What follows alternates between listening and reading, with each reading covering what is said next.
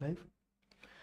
नमस्कार, स्वागत है आप सभी का आज के इस लाइव सेशन में। Good morning everyone, good morning, good morning, good morning. I hope you people are doing good. ठीक हो, मस्त हो और बेहतरीन हो। Here we are the ultimate final revision session. समय का पूरा सदुपयोग करते हुए, जो हम 5 मिनट 7 मिनट लेट है, सीधे स्टार्ट करते हैं। देखो, आपको क्या करना है, अब आपको आगे आने वाले 2 घंटे सिर्फ शांति से बैठना है। पूरे वो क्वेश्चंस मैं आपको बताऊंगा जिन क्वेश्चंस को आपको बिल्कुल जानना जरूरी है, जिनको आप मिस नहीं कर सकते हैं, और उस सिलसिले को आगे बढ़ाते हुए सवाल उठाते हैं। देखो, सबसे पहली चीज मैं बता दे रहा हूं आपको, आपके सेक्शन ए रिवीजन के साथ चल रहे हैं। सेक्शन ए के जो क्वेश्चंस आएंगे, सेक्शन ए के जितने 20 क्वेश्चंस आएंगे, वो पूरे के पूरे 20 क्वेश्चंस में आप देखेंगे कि सभी तरह के क्वेश्चन होंगे। कुछ स्टेटमेंट बेस्ड क्वेश्चन होंगे, कुछ डायरेक्ट क्वेश्चन होंगे, कुछ पिक्चर बेस्ड होंगे, कुछ असर्शन रीजन होंगे, कुछ कह सकते हैं मैच द फॉलोइंग टाइप के होंगे, जिसमें से आपको एक ऑप्शन चूज करना होगा। इस तरह के सारे क्वेश्चन आएंगे। मल्टीपल क्वेश्चंस में से आधे क्वेश्चंस आपको ऑन स्पॉट बन रहे होंगे, आधे क्वेश्चंस आपने जो थ्योरी में से पढ़े उसमें से बन रहे होंगे। कुछ क्वेश्चंस के एरियाज में आपको अभी रिवाइज करवाते चलूंगा, वहां जो पॉइंट्स बताऊंगा आपको ध्यान रखना है। Section B, section C, section D. अब देखो, सेक्शन डी 5 नंबर का एक क्वेश्चन आता है, 4 क्वेश्चन आएंगे। चारों क्वेश्चन एक एक बुक से आएंगे, मतलब एक इकोनॉमिक्स, एक ज्योग्राफी, एक हिस्ट्री, एक सिविक्स का 5-5 नंबर के क्वेश्चन आएंगे। अब वो कहां से आते हैं, तो जैसे सिविक्स में चैप्टर 5 से जो आउटकम्स ऑफ डेमोक्रेसी है, वहां से पॉसिबिलिटी ज्यादा रहती है। तो मैं आपको वही बता रहा हूं कि 5 मार्क्स वाले क्वेश्चन जो है, तो 5 मार्क्स वाले क्वेश्चन चारों एक एक बुक से आएंगे। फिर रहे 2 नंबर और 3 नंबर वाले क्वेश्चन। तो ये 2 नंबर और 3 नंबर वाले क्वेश्चन जो है, तो ये आपके क्वेश्चन नॉट नेसेसरली डायरेक्ट आए, ये स्टोरी बेस्ड आएंगे। जैसे एग्जांपल के तौर पे कि ऑर्गेनाइज्ड अनऑर्गेनाइज्ड सेक्टर हो गया, 2 डिफरेंट क्रेडिट सिचुएशंस हो गई, वहां से स्टोरीज बन के आएंगी और वो सवाल आपको अटेम्प्ट करना है। तो मैंने मोटा माटी आपको बताया कि सवाल किस तरह से आएंगे। 12 नंबर हमारे जो है, 12 नंबर केस बेस्ड में आएंगे, और केस बेस्ड का एरिया स्पेसिफिक नहीं है कि किस चैप्टर से आएगा, वो किसी भी चैप्टर से आ सकता है। वाटर रिसोर्सेज जैसे प्राइमरली एक इंपॉर्टेंट चैप्टर है जहां से केस बेस्ड क्वेश्चन देखने को मिलते हैं। और 5 नंबर हमारे पक्के होते हैं किसमें, 5 नंबर हमारे पक्के होते हैं मैप वर्क में। तो जब तक और बच्चे ज्वाइन कर रहे हैं, अपन मैप वर्क को एक बार फटाक से रिवाइज करते हैं। देखो, कल बताया था मैंने तुम्हें क्या, कि मैप वर्क में नंबर कटना बहुत बड़ा पाप है। चिकारा की ओजी गन ले आओ जरा, कहां दिख रही है। तो मैप वर्क में नंबर नहीं कटना चाहिए तुम्हारे। तो यहां जैसे अगर आप देखोगे, तो हिस्ट्री में 1 नंबर का मैप वर्क ये रहा आपका। कौन सा, कलकत्ता, नागपुर और मद्रास सेशन। तो कलकत्ता कांग्रेस सेशन जहां पे नॉन कोऑपरेशन मूवमेंट के लिए प्रपोजल रखा था, नागपुर कांग्रेस सेशन जहां पे नॉन कोऑपरेशन मूवमेंट का प्रपोजल एक्सेप्ट हुआ था, मद्रास कांग्रेस सेशन जहां पे साइमन कमीशन को अपोज किया था। ये 3 कांग्रेस सेशन आपको इंपॉर्टेंट है, ध्यान रखना। 1 नंबर पक्का। दूसरा नंबर पक्का करें तो ये 5 पॉइंट में से 1 नंबर का मैप वर्क आएगा। तो चंपारण में इंडिगो प्लांटर्स की मदद के लिए गए थे, चंपारण बिहार में। फिर वहीं देखोगे खेदा गुजरात जो है, तो खेदा गुजरात जो है, ये 3 पॉइंट गुजरात में है। सेंटर में खेदा है बी, उसके नीचे अहमदाबाद, अहमदाबाद में कॉटन मिल वर्कर्स के सपोर्ट में गए थे। और खेदा में क्या है, पीजेंट्स के लिए सत्याग्रह के लिए गए थे। और नीचे जो है एक दांडी कोस्टल टाउन, जहां से सिविल डिसोबीडियंस मूवमेंट स्टार्ट किया था। तो गुजरात में आपके 3 पॉइंटर्स बनेंगे। जलियांवाला बाग इंसिडेंट ध्यान रखना है, अमृतसर पंजाब, ये आपका 1 पॉइंट हो गया। तो ये 8 पॉइंट से 5 और 3, इसमें 2 नंबर हिस्ट्री के, मतलब 2 नंबर मैप वर्क के पक्के हुए। पेपर बचा 78 का। क्लियर है, फटाफट रिवाइज करते चलो। रिसोर्स एंड डेवलपमेंट से ये मैप वर्क आता है, लेकिन प्रोबेबिलिटी लीस्ट है, तो इग्नोर भी करोगे तो भी चलेगा। लेकिन डिफरेंट सॉइल टाइप्स कहां है वो चीज है, ठीक है। डिफरेंट सॉइल टाइप्स कहां है वो। लेकिन डैम्स वाला जो मैप वर्क है, ये मिस मत करना इसमें, क्योंकि ऑप्शंस आएंगे डैम वाले में। तो जैसे अगर आप देखोगे, सलाल डैम कश्मीर में है, फिर भाखरा नंगल डैम हिमाचल प्रदेश में, और पंजाब की बॉर्डर पे, तेहरी उत्तराखंड में, राणा प्रताप सागर राजस्थान मध्य प्रदेश की बॉर्डर पे, चंबल रिवर पे। फाइन, एक बार रिकैप करवा रहा हूं सारा। सरदार सरोवर डैम गुजरात में, तो ये सरदार सरोवर डैम आपका गुजरात में हो गया। हीराकुद डैम आपका महानदी रिवर में, ओडिशा में आपको देखने को मिल रहा है।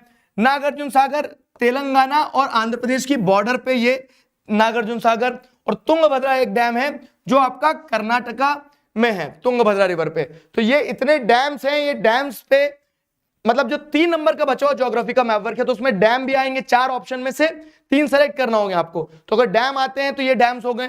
एग्रीकल्चर चैप्टर में major areas of rice and wheat, इस पे शेडेड वाला पार्ट मैप वर्क में दिया लेकिन आता नहीं है, स्किप। आगे बढ़े, एग्रीकल्चर चैप्टर में मेजर प्रोड्यूसिंग स्टेट्स, ये जरूर पूछा जाता है। शुगर केन का major producing state Uttar Pradesh, tea का major producing state Assam, coffee का major producing state Karnataka, C से कॉफी, के से करण, कॉफी विद करण कर्नाटका, ठीक है। रबर, तो केरला जो है रबर का मेजर प्रोड्यूसिंग स्टेट है, ट्रॉपिकल क्रॉप है। कॉटन का मेजर प्रोड्यूसिंग स्टेट महाराष्ट्र और जूट का major producing state West Bengal. तो क्या ये क्लैरिटी मिल गई? ठीक, ये एग्रीकल्चर चैप्टर का मैप वर्क हो गया। एग्रीकल्चर चैप्टर के बाद में अगर आप देखोगे तो मिनरल्स एंड एनर्जी रिसोर्सेज का जो चैप्टर है, मिनरल्स एंड एनर्जी रिसोर्सेज का चैप्टर जो है, उसमें से मैप वर्क में क्या आता है? अब एक जैसे 4 ऑप्शन आएंगे, तो 4 ऑप्शन में क्या होता है ना, आप देखेंगे तो चैप्टर 1 को हटा दो, चैप्टर 2, चैप्टर 3 को भी नहीं, चैप्टर 2 को भी हटा दो, चैप्टर 3, चैप्टर 4, चैप्टर 5, चैप्टर 6 और चैप्टर 7, 5 चैप्टर में से किसी अलग अलग सेट है ना, तो 4 चैप्टर के पॉइंट्स आएंगे, 4 पॉइंट्स आएंगे, 4 में से 3 सेलेक्ट करना होगा तुम्हें। अब इन 4 में से जो 3 सेलेक्ट करना, तो 3 में से भी एक आपका कंफर्म, आपको जो लास्ट वाला चैप्टर है लाइफलाइंस ऑफ नेशनल इकोनॉमी, उसमें से आएगा ही आएगा, ठीक है। तो अब जैसे मिनरल्स एंड एनर्जी रिसोर्सेज की बात करें तो इसमें माइंस है। अब क्या है, मयूरभंज माइन का है, ओडिशा में है। दुर्ग बस्तर बेलादिला वाला जो आयरन और बेल्ट है, उसमें आपको दुर्ग माइन भी दिख जाएगी और बेलादिला छत्तीसगढ़ में दोनों माइन दिख जाएगी। फिर आते हैं हम किस पे, बेल्लारी चित्रदुर्गा चिकमंगलुरु टुमकुर बेल्ट जो है, तो उसमें आपको बेल्लारी और कुद्रेमुख दोनों माइन कर्नाटका में देखने को मिल जाएगी। फाइन, तो ये आपकी आयरन और माइन 4 आयरन और बेल्ट से निकल के आती है। कोल माइंस की अगर बात करें तो BJR, बोकारो, झारिया, रानीगंज, ये सब कहां पे, झारखंड और वेस्ट बंगाल में। तो ये रानीगंज वेस्ट बंगाल, बोकारो आपका झारखंड, नीचे तालचेर जो है आपका ओडिशा और नैवेली तमिलनाडु, ये कोल माइंस के लिए है, ठीक है। This is for coal mines. आगे बढ़ा जाए, अगला ऑयल फील्ड्स। तो अब ऑयल फील्ड्स में अपन ने 3 पेयर बनाए थे, अगर आपको ध्यान हो तो, दिग्बोई और नहरकटिया नॉर्थ ईस्टर्न स्टेट में। तो दिग्बोई और नहरकटिया, ये आपको PDF दे दूंगा टेलीग्राम पे जस्ट सेशन खत्म होने के बाद, तो एक बार नजर और दौड़ा लेना। दिग्बोई और नहरकटिया क्या है, दोनों नॉर्थ ईस्टर्न स्टेट में, आसाम में। Oldest field, oil field Digboi. Mumbai high और बेसिन, तो अगर आप जैसे देखोगे तो मुंबई हाई नीचे और बेसिन ऊपर है, दोनों ऑफशोर माइंस हैं। और अंकलेश्वर और कालोल, तो अगर आप देखेंगे तो कालोल ऊपर है, अंकलेश्वर नीचे, ये दोनों गुजरात में माइंस है। तो 3 पेयर बना के इस तरह से माइंस हो गई आपकी, कौन सी, सॉरी ऑयल फील्ड्स हो गई आपकी। ऑयल फील्ड्स के बाद में क्या, थर्मल पावर प्लांट। तो 3 थर्मल पावर प्लांट दिए आपको, नामरूप आसाम में है, सिंगरौली मध्य प्रदेश में है, रामागुंडम तेलंगाना में है। ये 3 थर्मल पावर प्लांट्स हैं। 3 थर्मल पावर प्लांट्स के बाद में न्यूक्लियर पावर प्लांट्स पे आ जाओ, तो न्यूक्लियर पावर प्लांट्स 4 हैं। कौन से, नरोरा उत्तर प्रदेश के बाद में तारापुर महाराष्ट्र, तारापुर ये रहा महाराष्ट्र नीचे तीसरे नंबर पे, काकरापारा रहा गुजरात में, काकरा फाफड़ा से काकरापारा ध्यान रहेगा गुजरात, और कलापक्कम तमिलनाडु। तो ये आपके न्यूक्लियर पावर प्लांट्स हो गए। अब आ जाओ मैन्युफैक्चरिंग इंडस्ट्रीज। मैन्युफैक्चरिंग इंडस्ट्रीज का मैप वर्क अगर आप देखोगे तो ये सारी इंडस्ट्रीज हैं। अब सिटीज है तो कॉटन टेक्सटाइल में आपको मुंबई पता है, मुंबई बहुत सी बार रिपीट होगा। इंदौर मध्य प्रदेश में है, सूरत ये रहा। आप गुजरात के पॉइंट्स ध्यान रख लेना, सूरत, अहमदाबाद, खेदा, ये सारे पॉइंट्स लगभग दांडी सब आपको इसी रीजन में मिलेंगे। डेंसली पॉपुलेटेड वाला जो रीजन है गुजरात का, ये वाला इसमें, ठीक है। कानपुर उत्तर प्रदेश और कोयम्बटूर तमिलनाडु। फिर आगे बढ़े अगर आयरन स्टील प्लांट्स, तो सेम रिपीट हो रहा है। जैसे बोकारो आपने पढ़ा है तो बोकारो यहाँ झारखंड में आ गया, बोकारो के नीचे जमशेदपुर भी आ गया यहाँ पे, जमशेदपुर के बाद में दुर्गापुर, तो दुर्गा फेस्टिवल्स वेस्ट बंगाल में मनाए जाते हैं, तो ये बोकारो, जमशेदपुर, दुर्गापुर सब इधर हो गया। अब क्या है, भिलाई छत्तीसगढ़ में है, भिलाई के बाद में क्या है, विजयनगर एम्पायर था कर्नाटका का, साउथ इंडिया का, और सलेम जो है तो सलेम तमिलनाडु में। क्लियर हुआ, सेलम। अब आगे बढ़ते हैं, फिर क्या है, सॉफ्टवेयर टेक्नोलॉजी पार्क्स में। तो अगेन सिटीज है सॉफ्टवेयर टेक्नोलॉजी पार्क के, नोएडा उत्तर प्रदेश दिल्ली के पास में, गांधीनगर गुजरात में है, अहमदाबाद के बाजू में लगा दिया आपने, मुंबई फिर एक बार रिपीट हो गया, पुणे मुंबई के थोड़ा और नीचे करके आप वेस्टर्न घाट के इस तरफ, ठीक है। फिर उसके बाद हैदराबाद तेलंगाना की कैपिटल, आप देखेंगे बेंगलुरु कर्नाटका में, चेन्नई तमिलनाडु और तिरुवनंतपुरम केरला। तो ये आपको क्या देखने को मिल रहे हैं, ये आपको सारे सॉफ्टवेयर टेक्नोलॉजी पार्क के सिटीज हो गए। फिर मेजर पोर्ट्स, अब आ जाओ लाइफलाइंस ऑफ नेशनल इकोनॉमी। एक नंबर का मैप वर्क पक्का लाइफलाइंस ऑफ नेशनल इकोनॉमी से आना है, जिससे सिर्फ मैप वर्क आना है। तो सारे पोर्ट्स बताए गए, मेजर पोर्ट्स। कहां से शुरू करेंगे, वेस्टर्न कोस्ट से। तो कांडला पोर्ट गुजरात में है, महाराष्ट्र मुंबई पोर्ट हो गया। फिर क्या है, new Mangalore sorry Mormugao port Goa में है। मार्मागांव पोर्ट से नीचे न्यू मैंगलोर पोर्ट कहां पे, कर्नाटका में है। केरला में आपको कौन सा पोर्ट देखने को मिल रहा है, जो कोच्चि पोर्ट है, ये कोच्चि केरला में है। अब अगर ऐसा आ गया कि वेस्टर्न कोस्टल लाइन का सदर्न मोस्ट पोर्ट कौन सा है, तो कोच्चि है। लेकिन पूरी कंट्री का मेजर सदर्न मोस्ट पोर्ट अगर पूछा जाए तो आप क्या लगाएंगे, Tuticorin which is in Tamil Nadu. Eastern coastal line पे चलना चालू करते हैं तो टूटिकोरिन के ऊपर चेन्नई, चेन्नई कहां पे है, तमिलनाडु में। चेन्नई के ऊपर कहां पे, फिर आप चलेंगे विशाखापट्टनम, लैंडलॉक्ड पोर्ट है, विशाखापट्टनम इज इन आंध्र प्रदेश। उसके ऊपर पैराद्वीप, पैराद्वीप के ऊपर वेस्ट बंगाल का हल्दिया पोर्ट। फाइन, ये आपको 10 मेजर पोर्ट्स ध्यान रखना है जो पूरी वेस्टर्न कोस्टल लाइन से ईस्टर्न कोस्टल लाइन तक चल रहा है।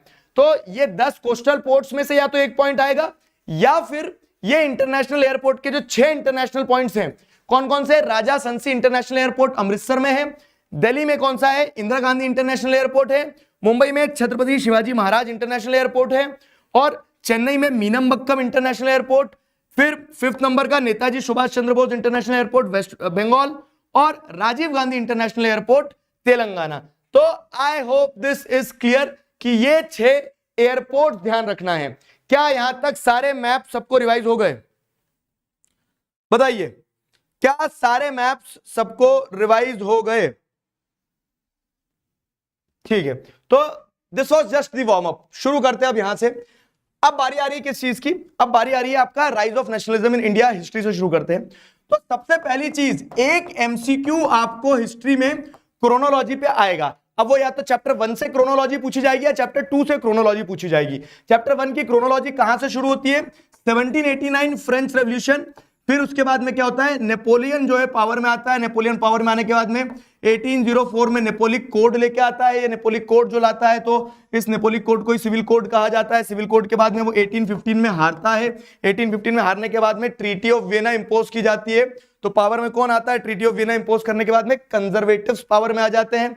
अब ये जो कंजर्वेटिव्स पावर में आते हैं, तो ये कंजर्वेटिव्स भी हारना शुरू करेंगे। कब से, 1830 से। तो 1830 से 1848 के बीच में क्या रहता है, एज ऑफ रेवोल्यूशन। इस एज ऑफ रेवोल्यूशन में क्या देखते हो कि फ्रांस कॉन्स्टिट्यूशनल मोनार्क बनता है 1830s में। फाइन, इसके बाद में आपको क्या देखने को मिलता है कि ट्रीटी ऑफ कॉन्स्टेंटिनोपल साइन होता है। तो ये आजाद होता है कौन, ग्रीस। साथ ही साथ आप देखते हो कि 1848 फेब में क्या होता है, फ्रांस पूरी तरह से रिपब्लिक बनता है। 1848 में ही आपको क्या देखने को मिलता है कि मिडिल क्लास जर्मन जो है वो रिवॉल्ट करते हैं। तो ये क्रोनोलॉजी के इवेंट्स बता दे रहा हूं कि चैप्टर में कैसी क्रोनोलॉजी चली थी। अगर क्वेश्चन एमसीक्यू में आया तो वो बन जाएगा, या तो चैप्टर 1 से आते हैं, चैप्टर 2 से आते हैं। क्लियर हुआ? तो 1848 में ये हुआ। 1848 के बाद में फिर आप क्या देखते हैं, अब यूनिफिकेशन देख रहे हैं कंट्रीज के। तो 1871 में जर्मन यूनिफिकेशन कंप्लीट होता है। 1861 में इटालियन यूनिफिकेशन कंप्लीट होता है। इसके बाद में आप क्या, 1871 हो गया, 1861 हो गया। इसके बाद में फर्स्ट वर्ल्ड वॉर वाला इवेंट रहता है। तो फर्स्ट वर्ल्ड वॉर 1914 से शुरू होगा। तो ये कुछ मेजर इवेंट्स है जिन पे क्रोनोलॉजी अगर बनेगी तो आपको ध्यान रखना है। तो अब अगर हम क्वेश्चंस की बात करें, तो सबसे पहला और सबसे प्रमुख सवाल, क्लियर है, यहां तक क्लियर है? सबसे पहला और सबसे प्रमुख सवाल क्या जाएगा, सबसे पहला और सबसे प्रमुख सवाल कि फ्रेंच रेवोल्यूशन में कैसे sense of collective identity develop की गई थी। तो what were the steps taken by the French revolutionaries to create a sense of collective identity. क्या क्या उन्होंने, तो आप जैसे देखेंगे उन्होंने आइडियाज पहले इंट्रोड्यूस किए, ला पैट्रिया के, ला पैट्रिया ले सिटियोन के, जिसमें क्या किया, जिसमें they emphasise on the idea of united community. तो वो जो 5 पॉइंटर्स थे अपने, वो आपको ध्यान रखना है। This is for sure, this is the highest probability question जो आपको देखने को मिलता है। क्या कि सवाल बदलेंगे, सवाल का पूछने का तरीका बदलेगा, लेकिन कॉन्सेप्ट्स वही रहेंगे। तो कैसे फ्रेंच रेवोल्यूशन से sense of collective identity develop हुई, तो उसमें आपको ये सारे पॉइंट्स लिखना है कि उन्होंने नया फ्रेंच फ्लैग लेके आए, आइडिया ऑफ ला पैट्रिया ला सिटियोन इंट्रोड्यूस किया। साथ ही साथ क्या है, स्टेट जनरल की जो मीटिंग होती है तो उसको रिप्लेस करके अब नेशनल असेंबली बनाई। नेशनल असेंबली के साथ साथ में क्या है आपको देखने को मिलता है, new hymns were composed, matrix were commemorated, uniform system of weight and measurement लाए, रीजनल डायलेक्ट्स को डिस्करेज करते हुए फ्रेंच लैंग्वेज को उन्होंने क्या किया, एक नेशनल लैंग्वेज बनाया। ये क्वेश्चन मैंने आपको मल्टीपल टाइम्स बताया है, क्या आप इस क्वेश्चन के साथ में कॉन्फिडेंट हो? अब मुझे चैट में बताते चलोगे, क्या आप इस क्वेश्चन के साथ में कॉन्फिडेंट हो? हाँ जी बताओ, are you guys confident with this question कि ये क्वेश्चन आएगा एग्जाम में तो बनेगा अपने से? चैट में बताते चलना जल्दी जल्दी। यस चलो आगे बढ़ते हैं। दूसरा क्वेश्चन, अब अगर आप देखेंगे तो क्या हो रहा है, फेडरिक सूर्य वाली पेंटिंग वगैरह का जो थोड़ा थोड़ा फैक्ट्स है, एक एक मैं वही कह रहा हूं, ऑब्जेक्टिव में हमने बहुत सारे एमसीक्यूज प्रैक्टिस करें, मैं कोर एरियाज बताते चलूंगा जहां से डेफिनेटली ऑब्जेक्टिव आएंगे, जैसे क्रोनोलॉजी पे आ सकता है, ठीक है। फिर क्या है, civil code of 1804 Napoleonic code जिसे कहा जाता है, अगेन अ पोटेंशियल क्वेश्चन कि नेपोलियन ने पावर में आने के बाद में क्या चेंजेस इंट्रोड्यूस किए। तो नेपोलियन ने पावर में आने के बाद में सिविल कोड लाया जिसके चलते सारे privileges on the basis of birth को खत्म कर दिया नेपोलियन ने, ठीक है। इक्वालिटी बिफोर लॉ एस्टैब्लिश करी। उसने क्या किया, फ्यूडल सिस्टम को खत्म करके सारे पीजेंट्स वगैरह को फ्री कर दिया। नेपोलियन ने क्या करा, गिल्ड रिस्ट्रिक्शंस जो थे वो रिमूव कर दिए और लोगों को आजादी दी ट्रेड करने की। साथ ही साथ क्या है, एक common currency, standardized weight and measurement system लेके आया। तो Napoleonic code one of the most probable question for today's exam. Napoleonic code के बाद में अगर आप आगे बढ़ोगे तो लिबरलिज्म की आइडियोलॉजी, लिबरलिज्म के ऊपर क्वेश्चन देखने को मिलेगा। जैसे 2 नंबर के क्वेश्चन जो होते हैं उसमें ज़ोल्वेरिन वगैरह देखने को आ सकता है। वैसे प्रोबेबिलिटी है कि चैप्टर 1 या चैप्टर 2 से 5 नंबर का क्वेश्चन पक्का आएगा। तो सारे बड़े बड़े टॉपिक, लिबरलिज्म की आइडियोलॉजी क्या है, तो पॉलिटिकली गवर्नमेंट बाय कंसेंट होना चाहिए, इक्वल राइट होना चाहिए, इक्वालिटी की बात हो रही है। सवाल के पूछने का तरीका बदल सकता है, कॉन्सेप्ट वही रहेगा कि आइडियोलॉजी ऑफ लिबरलिज्म बताओ। तो आइडियोलॉजी ऑफ लिबरलिज्म की अगर हम बात करें तो लिबरलिज्म किस चीज को दर्शाता है, freedom of individual and equality before law in political sense. Liberalism ये कहता है कि गवर्नमेंट बाय कंसेंट होना चाहिए, ठीक है। लिबरलिज्म ये कहता है कि कॉन्स्टिट्यूशनल रिप्रेजेंटेशन हो। लिबरलिज्म की आइडियोलॉजी लेकिन इक्वालिटी ऑफ वोटिंग राइट में विश्वास नहीं रखती थी। क्यों? क्योंकि liberals at that time wanted what, कि वोटिंग राइट सिर्फ प्रॉपर्टीड मैन को ही मिले। लेकिन अगर हम इकोनॉमिक स्फीयर में बात करें तो लिबरलिज्म किस चीज की बात करता है, स्टेट कंट्रोल्ड या फिर स्टेट इंपोज्ड रिस्ट्रिक्शन से आजादी मिल जाए। तो liberalism stood for the freedom of market and abolition of state imposed restrictions. Economic nationalism की अगर हम बात करें तो इसके चलते क्या है, जो लिबरल्स थे वो चाहते थे कि एक यूनिफाइड टेरिटरी बनाई जाए। जैसे उन यूनिफाइड टेरिटरी का एक एग्जांपल आपको क्या था, उन यूनिफाइड टेरिटरी का एक एग्जांपल था ज़ोल्वेरिन, जो कि प्रूशिया के इनिशिएटिव पे बनाई गई थी। ज़ोल्वेरिन एक इंपॉर्टेंट शॉर्ट क्वेश्चन के रूप में देखने को मिलता है। फाइन, अब आगे बढ़े अगर तो क्या है, what were the main provisions of treaty of Vienna held in 1815। Treaty of Vienna किसने साइन करी, तो जैसे आप देखेंगे कंजर्वेटिव्स ने साइन करी। यहां पे ड्यूक मेटरनिक का नाम ध्यान रखना, उसके statements. He considered Giuseppe Mazzini as one of the greatest enemy, ठीक है, of their social order. He said, when France sneezes, rest of the Europe catches cold. Duke Metternich was the chancellor of Treaty of Austria, who hosted the Treaty of Vienna. तो ये Duke Metternich एक important character हो जाता है जिसे आपको क्या करना है, जिसे आपको ध्यान रखना है ड्यूक मेटरनिक को। अब अगर आगे बढ़े ड्यूक मेटरनिक के बाद में, तो ये ड्यूक मेटरनिक ने जो ट्रीटी ऑफ वियना को लीड किया, तो ट्रीटी ऑफ वियना थी क्या, तो ट्रीटी ऑफ वियना एक एग्रीमेंट था जिसके चलते कंजर्वेटिव्स ने अपनी पावर को कंसोलिडेट किया। नेपोलियन ने जो चेंजेस लाया था, तो मेन इंटेंशन इस ट्रीटी का यह था कि नेपोलियन के चेंजेस को रिस्टोर करें। ट्रीटी ऑफ वियना के अकॉर्डिंग आपको क्या देखने को मिल रहा है कि बॉर्बन डायनेस्टी को फिर से रिस्टोर किया था पावर में। फ्रांस के फर्दर एक्सपेंशन को रोकने के लिए सीरीज ऑफ स्टेट्स एस्टैब्लिश किए। फाइन, साथ ही साथ क्या है, जैसे नए नए जो स्टेट्स बने थे, तो Prussia was given the new territories including Saxony on the western border. Austria को नदर्न इटली का कंट्रोल दे दिया।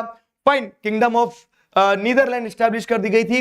तो मेन इंटेंशन जो था, मेन इंटेंशन इस ट्रीटी का यह था कि मोनार्की जो ओवरथ्रो की गई है उसको रिस्टोर कर लिया जाए। तो ट्रीटी ऑफ वियना एक इंपॉर्टेंट पार्ट हो जाता है। ट्रीटी ऑफ वियना के बाद में सुनो मेरी बात बहुत अच्छे से, यूनिफिकेशन ऑफ जर्मनी, इटली या ब्रिटेन, उसमें से भी जर्मनी और इटली दोनों में से एक कंट्री पे यूनिफिकेशन की प्रोबेबिलिटी हाईएस्ट।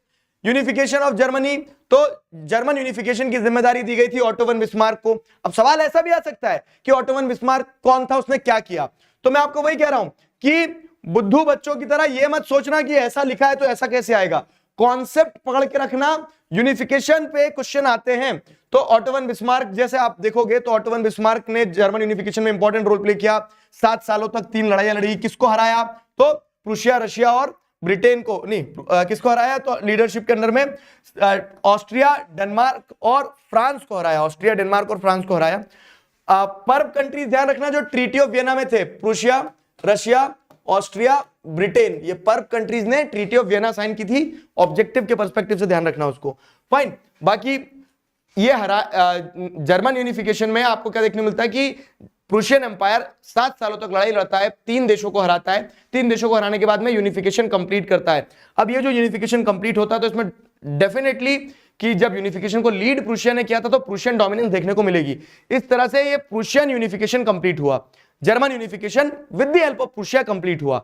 सिमिलरली इटली के यूनिफिकेशन की बात करें तो 4 कैरेक्टर्स ध्यान रखना इटली के यूनिफिकेशन में, कौन थे, तो पहला कैरेक्टर था, आप देखेंगे कि पहला कैरेक्टर था गुजिपी मजीनी, जिसने कोशिश करी लेकिन but he was not successful. अब मजीनी की फेलियर के बाद में आपको क्या देखने को मिलता है, जिम्मेदारी कौन उठाता है, वहां का राजा विक्टर इमैनुअल टू जिम्मेदारी उठाता है और उठा के किसको दे देता है, कैवियर को। तो ये जो कैवियर को जिम्मेदारी देता है राजा, तो कैवियर क्या करता है भाई साहब, यहाँ पे कैवियर जो है काउंट डी कैमिलियो कैवियर जो चीफ मिनिस्टर था, टेक्टफुल तरीके से फ्रांस की मदद लेके क्या करता है, नदन पार्ट ऑफ इटली जो था उसको आजाद करवाता है हैब्सबर्ग एम्पायर से। फिर सदर्न पार्ट जो है उसको आजाद करवाने का काम होता है गुजिपी गैरिबाल्डी का। गुजिपी गैरिबाल्डी एक लंबे समय के तक संघर्ष के बाद में क्या करता है, सदर्न पार्ट ऑफ इटली जो है उसको यूनिफाई करवाता है। क्लियर हुआ, ये हो गया आपका क्या, गुजिपी, मजीनी, या फिर कह सकते हैं ये चारों कैरेक्टर्स ध्यान रखना है जो Italian unification important role play करते हैं, और इस तरह से आपका इटालियन यूनिफिकेशन कंप्लीट हुआ। फिर आप आगे बढ़े तो describe the implication of first world war on the economic and politics situation of India. अगर आप यहां पे चैप्टर 2 में कूद रहे हैं, उसके पहले आपको एक बार फिर बता दूं कि क्रोनोलॉजी इस चैप्टर की, चैप्टर शुरू कहां से होता है, महात्मा गांधी इंडिया आते हैं 1914 में फर्स्ट वर्ल्ड वॉर चल रहा था। फर्स्ट वर्ल्ड वॉर का इंपैक्ट क्या था सोशो इकोनॉमिक कंडीशन पे, लिख के ले लो, this is one of the most probable question. क्यों, क्योंकि ये रिपीटेटिव टर्म्स में पूछा जाता है। तो फर्स्ट वर्ल्ड वॉर का इंपैक्ट क्या रहा इंडियन इकोनॉमी पे, ठीक है, इंडियन सोसाइटी के ऊपर, वो अभी अपन देखेंगे। लेकिन उसके पहले अगर क्रोनोलॉजी को समझे हम, तो क्रोनोलॉजी कैसी जाती है कि 1914 में फर्स्ट वर्ल्ड वॉर चल रहा था, फर्स्ट वर्ल्ड वॉर के बाद में 1915 में महात्मा गांधी आते हैं। 1915 में महात्मा गांधी आने के बाद में क्या होता है, महात्मा गांधी जैसे ही टूर्ड अराउंड द कंट्री, 1917 में वो चंपारण जाते हैं, 1917 में चंपारण जाने के बाद में 1917 में ही खेदा जाते हैं, 1918 में वो कहाँ जाते हैं, खेदा के बाद में अहमदाबाद, 1918 के बाद में अहमदाबाद जाने के बाद में फिर रॉलेट एक्ट इंप्लीमेंट होता है 1919 में। 1919 में मल्टीपल इवेंट्स होते हैं जो आपको ध्यान रखना है, क्या क्या होते हैं मल्टीपल इवेंट्स 1919 में। तो 1919 में आपको देखने को मिलता है कि रॉलेट एक्ट भी आया, उसके अगेंस्ट में रॉलेट सत्याग्रह भी आता है, उसी के चक्कर में मार्शल लॉ भी लगता है, उसी के चक्कर में जलियांवाला बाग इंसिडेंट भी होता है, उसी के कंटेक्स्ट में आपको क्या देखने को मिलता है कि खिलाफत कमेटी भी उसके पैरेलल 1919 में ही बन रही होती है। तो ये सारे इवेंट्स 1919 में हो रहे होते हैं। और 1920 में अब बात की जाती है किस चीज की, कि हमें कोई सा बड़ा मूवमेंट लॉन्च करना चाहिए। तो सितंबर 1920 में क्या किया जाता है, प्रपोजल रखा जाता है नॉन कॉपरेशन मूवमेंट के लिए, और दिसंबर 1920 में प्रपोजल एक्सेप्ट होता है। 1921 से मूवमेंट चालू होता है नॉन कॉपरेशन मूवमेंट। 1922 में नॉन कॉपरेशन मूवमेंट को कॉल ऑफ किया जाता है चौरी चौरा इंसिडेंट के कारण।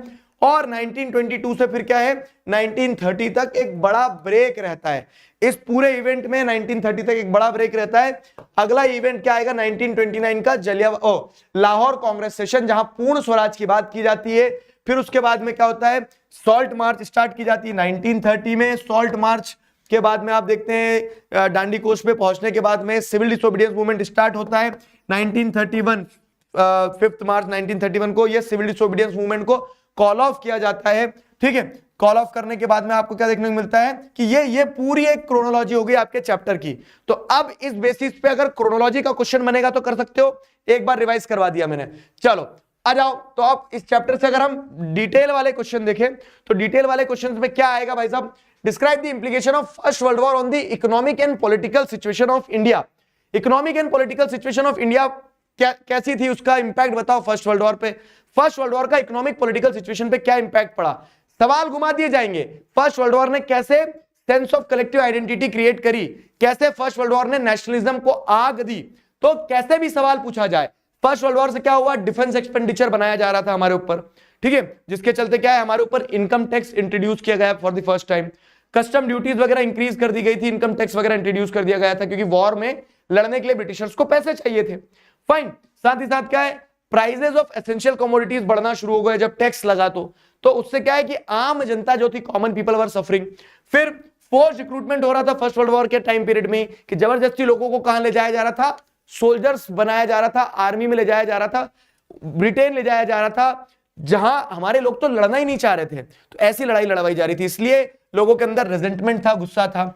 और इन्हीं सारी समस्याओं के चलते क्रॉप फेलियर और इन्फ्लुएंजा एपिडेमिक जैसी बीमारी भी फैल रही थी, जिसके चलते आम जनता परेशान हो गई थी। तो ये सारे कारण थे जिससे लोगों ने क्या किया, लोगों ने फर्स्ट वर्ल्ड वॉर को कारण ठहराया उनकी परेशानियों का और एकजुट होना शुरू हो गए। आगे बढ़े, civil disobedience movement was different from the non cooperation movement. पूरे चैप्टर में अगर आप देखोगे ना, तो पूरे चैप्टर में दो ही बड़े टॉपिक्स हैं। क्या हैं दो बड़े टॉपिक्स, सिविल डिसोबीडियंस मूवमेंट और नॉन कॉपरेशन मूवमेंट। अब आपको क्या देखना है कि ये सिविल डिसोबीडियंस मूवमेंट और नॉन कॉपरेशन मूवमेंट जो है ये क्या है। तो सिविल डिसोबीडियंस मूवमेंट क्या है, नॉन कॉपरेशन मूवमेंट क्या है, तो दोनों का टाइमलाइन पहले देखो। नॉन कॉपरेशन मूवमेंट जो है वो शुरू हुआ था कॉपरेशन विड्रॉ करने से लेकर, ठीक है। सिविल डिसोबीडियंस मूवमेंट में कॉपरेशन विड्रॉ भी करना है और डिसओबे भी करना है। नॉन कॉपरेशन मूवमेंट स्टार्ट हुआ था 1921 में, सिविल डिसोबीडियंस मूवमेंट 1930 में स्टार्ट हुआ था, ठीक है। नॉन कॉपरेशन मूवमेंट में हिंदू मुस्लिम यूनिटी थी, लेकिन सिविल डिसोबीडियंस मूवमेंट में हिंदू मुस्लिम यूनिटी नहीं थी। फाइन, साथ ही साथ क्या है कि in this movement women did not participated non cooperation movement में, लेकिन सिविल डिसोबीडियंस मूवमेंट का स्पेसिफिक कैरेक्टरिस्टिक ये था कि फॉर द फर्स्ट टाइम किसी ब्रॉड मूवमेंट में महिलाओं ने पार्टिसिपेट किया था।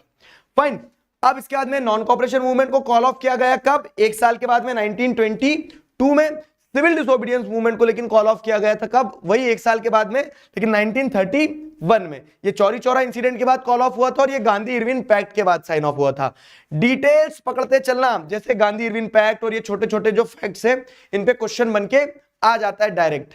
आगे बढ़ते हैं, क्या कि why did the non cooperation movement gradually slow down in towns and cities. Non cooperation movement slowly gradually slow down क्यों हुआ टाउन्स और सिटीज में। तो अब नॉन कॉपरेशन मूवमेंट अपने आप में बहुत बड़ा टॉपिक है। आप देखने को मिलता है कि 4 पार्टिसिपेंट्स है उसमें, टाउन्स में लोगों ने पार्टिसिपेट किया, कंट्री साइड में पार्टिसिपेट किया, ट्राइबल एरियाज में पार्टिसिपेट किया, प्लांटेशन फील्ड्स में पार्टिसिपेट किया। सवाल तो कहीं से भी आ सकता है, लेकिन अगर हम हाई प्रोबेबिलिटी जोन लेते चले, तो जैसे नॉन कॉपरेशन मूवमेंट टाउन्स और सिटीज में क्यों ग्रेजुअली स्लो डाउन हुआ, क्योंकि आपको क्या देखने को मिलता है, टाउन्स और सिटीज में एक तरह से क्या हो रहा था, टाउन्स और सिटीज में आप देखें खादी एक्सपेंसिव था और जो लोगों ने इंडिजिनियस इंस्टीट्यूशंस को बॉयकॉट किया था, तो वो लंबे समय तक बॉयकॉट नहीं कर सकते थे, उनको वापस जाना पड़ा वहां पे स्कूल्स में, कॉलेजेस में। तो boycott of foreign institution too could not continue for long, there were no alternative institutions. तो ये नॉन कॉपरेशन मूवमेंट की लिमिटेशन थी टाउन्स में। अब कंट्री साइड में क्या लिमिटेशन थी, वायलेंस हो जाता था। प्लांटेशन में क्या लिमिटेशन थी, तो प्लांटेशन वर्कर्स तो बेचारे अपने घर तक कभी पहुंच ही नहीं पाए। पार्टिसिपेंट्स भी पूछा जा सकता है, बड़ा क्वेश्चन पूछा जा सकता है, लेकिन अगर आप जिस देखेंगे तो ऐसे ये वाला जो पार्ट है ये नॉन कॉपरेशन मूवमेंट के पार्टिसिपेंट से जुड़ा हुआ है और उनकी लिमिटेशन से जुड़ा हुआ है, ठीक है। आगे बढ़ते हैं, describe the spread of non cooperation movement in country side. तो जैसे बताया गया कि कंट्री साइड में क्या, बाबा रामचंद्र जो थे और जवाहरलाल नेहरू जो थे, तो उन्होंने मिलकर अवध किसान सभा बनाई। और नॉन कंट्री साइड में the movement was more against the landlords, तो नाई धोबी बंद वगैरह ऑर्गेनाइज किया गया, ये सारी चीजें की गई, लेकिन एट टाइम्स मूवमेंट वायलेंट हो जाता था। अब कंट्री साइड पूछ रहे हैं तो ध्यान रखना कि सिर्फ विलेजेस का नहीं होगा, कंट्री साइड में तो ट्राइबल एरियाज भी आएंगे। तो ट्राइबल एरियाज के बारे में आपने लिख दिया कि अलूरी सीताराम राजू एक लीडर थे जिन्होंने मूवमेंट को लीड किया, ठीक है। और कह सकते हैं कि ट्राइबल लीडर थे जो, अब लेयर्स अगर खोलते चलेंगे तो पॉसिबिलिटी है कि डिफरेंट सेगमेंट से क्वेश्चन आए, लेकिन ब्रॉड एरियाज अगर कवर कर लोगे तो सब कुछ कवर कर लिया है। तो अलूरी सीताराम राजू कौन थे, तो एक ट्राइबल लीडर थे जिनका आपको क्या देखने को मिलता है, ऐसा मानना था लोगों का कि he is the incarnation of God, he could captivate the shot of bullet, ठीक है। गोलियां भी जो चलती थी ना, तो वो गोलियां भी सह जाते थे। मैं आप लोगों से बहुत सारा डिस्कशन, बहुत सारी बातचीत नहीं कर पा रहा हूं। क्यों? क्योंकि मैं चाह रहा हूं कि आपका टाइम 1 मिनट भी वेस्ट ना हो। आप 2 घंटे में जितना ज्यादा रिवाइज कर सको, जितने इंपॉर्टेंट क्वेश्चन मैं आपको बता सकूं, उतना ज्यादा अच्छा रहेगा। तो बातें होती रहेगी जब तुम पेपर दे के आओगे, जब तुम चारों तरफ बता दोगे क्या कि हमने हमारा पेपर बेस्ट तरीके से दिया है, हमारा पेपर बहुत अच्छा गया, तब बातें करेंगे। ठीक है? तो tribals used violence in their struggle against the colonial laws. तो ट्राइबल्स या फिर कंट्री साइड में लिमिटेशन यही रहती थी कि वो वायलेंट हो जाते थे। अब आ जाओ, अब जो ट्रूथ पीरियड रहा पूरा, वहां से फैक्चुअल क्वेश्चन बनते हैं। कौन से ट्रूथ पीरियड? जैसे अगर आप देखोगे तो साइमन कमीशन को कौन हेड कर रहा था? Sir John Simon. Swaraj party के लीडर कौन थे? सीआर दास, मोतीलाल नेहरू। तो इस तरह से फैक्चुअल क्वेश्चन वहां से बनेंगे ट्रूथ पीरियड से। 1929 का कांग्रेस सेशन जो था, लाहौर सेशन में हुआ था, पूर्ण स्वराज उसका आउटकम था। तो ये फैक्चुअल क्वेश्चन है, ऑब्जेक्टिव बनेंगे। लेकिन अगर आप डिस्क्रिप्टिव क्वेश्चन की बात करो तो जैसे सॉल्ट के ऊपर क्वेश्चन बनता है। सिविल डिसोबीडियंस मूवमेंट में महात्मा गांधी ने क्यों सॉल्ट को as a symbol of protest use किया? क्योंकि salt was something which was consumed both by poor and rich alike. ठीक है? ब्रिटिश गवर्नमेंट ने सॉल्ट के ऊपर टैक्स लगाया। ये ब्रिटिश गवर्नमेंट की मोनोपोली को दर्शाता था कि कितने क्रूअल है ये लोग कि इसके ऊपर टैक्स लगा रहे हैं। ठीक है? तो ये वाला पार्ट आपको ध्यान रखना है कि सॉल्ट को सिविल डिसोबीडियंस मूवमेंट में क्यों एज ए सिंबल इस्तेमाल किया गया था? क्योंकि सॉल्ट एक ऐसी चीज थी जिससे आप ज्यादा से ज्यादा लोगों को मूवमेंट में जोड़ सकते थे, और इसी के लिए महात्मा गांधी ने सॉल्ट को 11 डिमांड्स में रखा था। ध्यान रहेगा। तो ये सॉल्ट वाला क्वेश्चन क्लियर हो गया। अब इसके बाद देखें तो कल्चरल प्रोसेसेस क्या रही जिसके थ्रू हमने sense of collective belongingness India में डेवलप करी है। अगेन 5 नंबर का most probable, most potential question अगर आप पूछोगे तो 5 नंबर में एक सवाल यह भी आता है कि कैसे sense of collective identity develop की गई, किसके बीच में? हमारे लोगों के बीच में। ठीक है? इंडिया में सेंस ऑफ कलेक्टिव आइडेंटिटी कैसे डेवलप की गई? सिर्फ यूनाइटेड स्ट्रगल से नहीं, कल्चरल प्रोसेसेस भी रही हैं। तो सवाल बहरूपिया होता है मेरे दोस्त, आखिरी बार सुन लो, सवाल बहरूपिया होता है, वो अलग अलग तरह से पूछा जाएगा, लेकिन आपको कॉन्सेप्ट पे पकड़ रखना है। तो क्या हो रहा है? कल्चरल प्रोसेसेस क्या थी? जैसे इमेजेस वगैरह बनाई गई भारत माता वगैरह की। ठीक, साथ ही साथ आपको देखने को मिलता है क्या? सॉन्ग्स वगैरह लिखे गए, जैसे वंदे मातरम सॉन्ग्स लिखा बंकिम चंद्र चट्टोपाध्याय ने। फिर फोक टेल्स, फोक लोर्स को कलेक्ट किया गया, जैसे रविंद्रनाथ टैगोर, नितिशा शास्त्री, ये खुद जा जाके क्या करते थे? फोक टेल्स कलेक्ट करते थे, जिनके थ्रू लोगों को एकजुट किया जा सके। अगली चीज क्या है? अगली चीज आइकन्स और सिंबल्स का इस्तेमाल किया गया, जैसे फ्लैग्स वगैरह का इस्तेमाल किया गया। स्वदेशी फ्लैग बनाया गया, स्वराज फ्लैग बनाया गया। तो स्वदेशी फ्लैग किस समय बनाया गया था? स्वदेशी मूवमेंट के समय। स्वराज फ्लैग महात्मा गांधी ने नॉन कॉपरेशन मूवमेंट के टाइम बनाया। तो ये फ्लैग्स की डिटेल्स की स्वदेशी फ्लैग पे क्या है? 8 लोटस है। ध्यान आ रहा है? सारी चीजें रिकॉल करते चलो। तो ये यानी जो पूरा टॉपिक है, टॉपिक अपने आप में क्या करता है? एक पोटेंशियल 5 नंबर का क्वेश्चन लेके चलता है और एग्जाम में आता भी है। क्लियर है? तो ये सारे क्वेश्चंस एक बार सेशन खत्म होगा उसके बाद में आप देख के जाओगे, रिवाइज करके जाओगे। Got it? चलो आगे बढ़ते हैं। Describe the significance of silk routes in the pre modern period in the field of cultural exchange and religion. अगर हम चैप्टर 3 पे चले, चैप्टर 3 है making of global world. Making of global world से आपको एक बहुत पोटेंशियल टॉपिक क्या है वो कि सिल्क रूट। सिल्क रूट क्या है? तो बेसिकली प्री मॉडर्न वाइब्रेंट। ठीक है? सिल्क रूट क्या है? जो क्रिश्चियन एरा में रहा, 15वीं सेंचुरी तक फ्लरिश करा, एक ऐसा route, pre modern vibrant trade route, जिसके थ्रू लोग क्या करते थे? गुड्स का मूवमेंट करवाते थे, जिसके थ्रू लोग आपको क्या देखने को मिलता है कि सामान एक जगह से दूसरी जगह ले जाते थे। ये सिल्क रूट था। तो along the silk route the silk cargoes from China. ठीक है? तो चाइना से सिल्क कार्गोज जाती थी, इसीलिए उसका नाम सिल्क रूट पड़ गया। इंडिया से स्पाइसेस और टेक्सटाइल जाता था, और बदले में यूरोप से गोल्ड और सिल्वर आता था उसी रूट के थ्रू। और ये सिर्फ ट्रेड रूट नहीं था। सवाल ये आ गया कि how silk route was not just the trade route. ठीक है? वो क्या था? वो एक कल्चरल रूट भी था। तो आपको क्या देखने को मिलता है कि जो बुद्धिस्ट प्रीचर्स, क्रिश्चियन मिशनरीज, ठीक है, मुस्लिम कह सकते हैं प्रीचर्स, ये भी इसी रूट के थ्रू आए। तो trade and cultural both went hand in hand. ठीक है? सिल्क रूट की सिग्निफिकेंस ट्रेड और कल्चर दोनों के कंटेक्स्ट में रही है। तो ये वो वाली चीज हो गई। आगे बढ़े, अगला क्या है? Global transfer of diseases. तो global transfer of diseases, making of global world chapter अपने आप में बहुत छोटा, क्रिस्प और प्यारा सा चैप्टर है। उस चैप्टर में आपको क्या देखने को मिलता है कि 2 ही टॉपिक प्रोमिनेंट है कि ये कैसे डिसीजेस ने अमेरिका के कंक्वेस्ट में इंपॉर्टेंट रोल प्ले करा। अब उसका पूछने का, सवाल का तरीका बदल जाएगा। तो आपको वही लिखना है कि यूरोपियंस जो थे वो क्या थे? इम्यून नहीं थे किस चीज के, स्मॉल पॉक्स जैसी डिसीजेस के। और जब जो नेटिव अमेरिकन थे वो इम्यून नहीं थे, और जब यूरोपियंस वहां पहुंचे तो उसके पहले कि यूरोपियंस की बम गोले बारूद कुछ कर पाते, ठीक है, अमेरिकन नेटिव जो थे वो डिसीजेस से ही मरते चले गए। तो डिसीजेस इस तरह से क्या करती है, डिसीजेस इस तरह से उन्हें एक मौका देती है किस चीज का, टू स्टैब्लिश डोमिनेंस, किसको, यूरोपियंस को। तो वही वाली चीज है कि ग्लोबल ट्रांसफर ऑफ डिसीज जो है, डिसीजेस ने कैसे इंपॉर्टेंट रोल प्ले किया। अब चैप्टर अगर हम हिस्ट्री का आगे बढ़े, लास्ट चैप्टर मेकिंग क्या बोलते हैं, print culture in the modern world. ये जो print culture in the modern world वाला चैप्टर है, इस चैप्टर में आपको क्या देखने को मिलता है कि फैक्ट्स फैक्ट्स फैक्ट्स। तो अब एक बार तेजी से सारे फैक्ट्स रिवाइज करेंगे। जैसे चैप्टर स्टार्ट होता है तो ट्रेडिशनल चाइनीज बुक के बारे में बताया जाता है जिसका नाम है अकॉर्डियन बुक। बुद्धिस्ट मिशनरीज जो है तो डायमंड सूत्रा लिखते हैं, oldest Japanese book. Kitagawa Utamaro was the person जिन्होंने आर्ट फॉर्म डेवलप किया, उक्यो।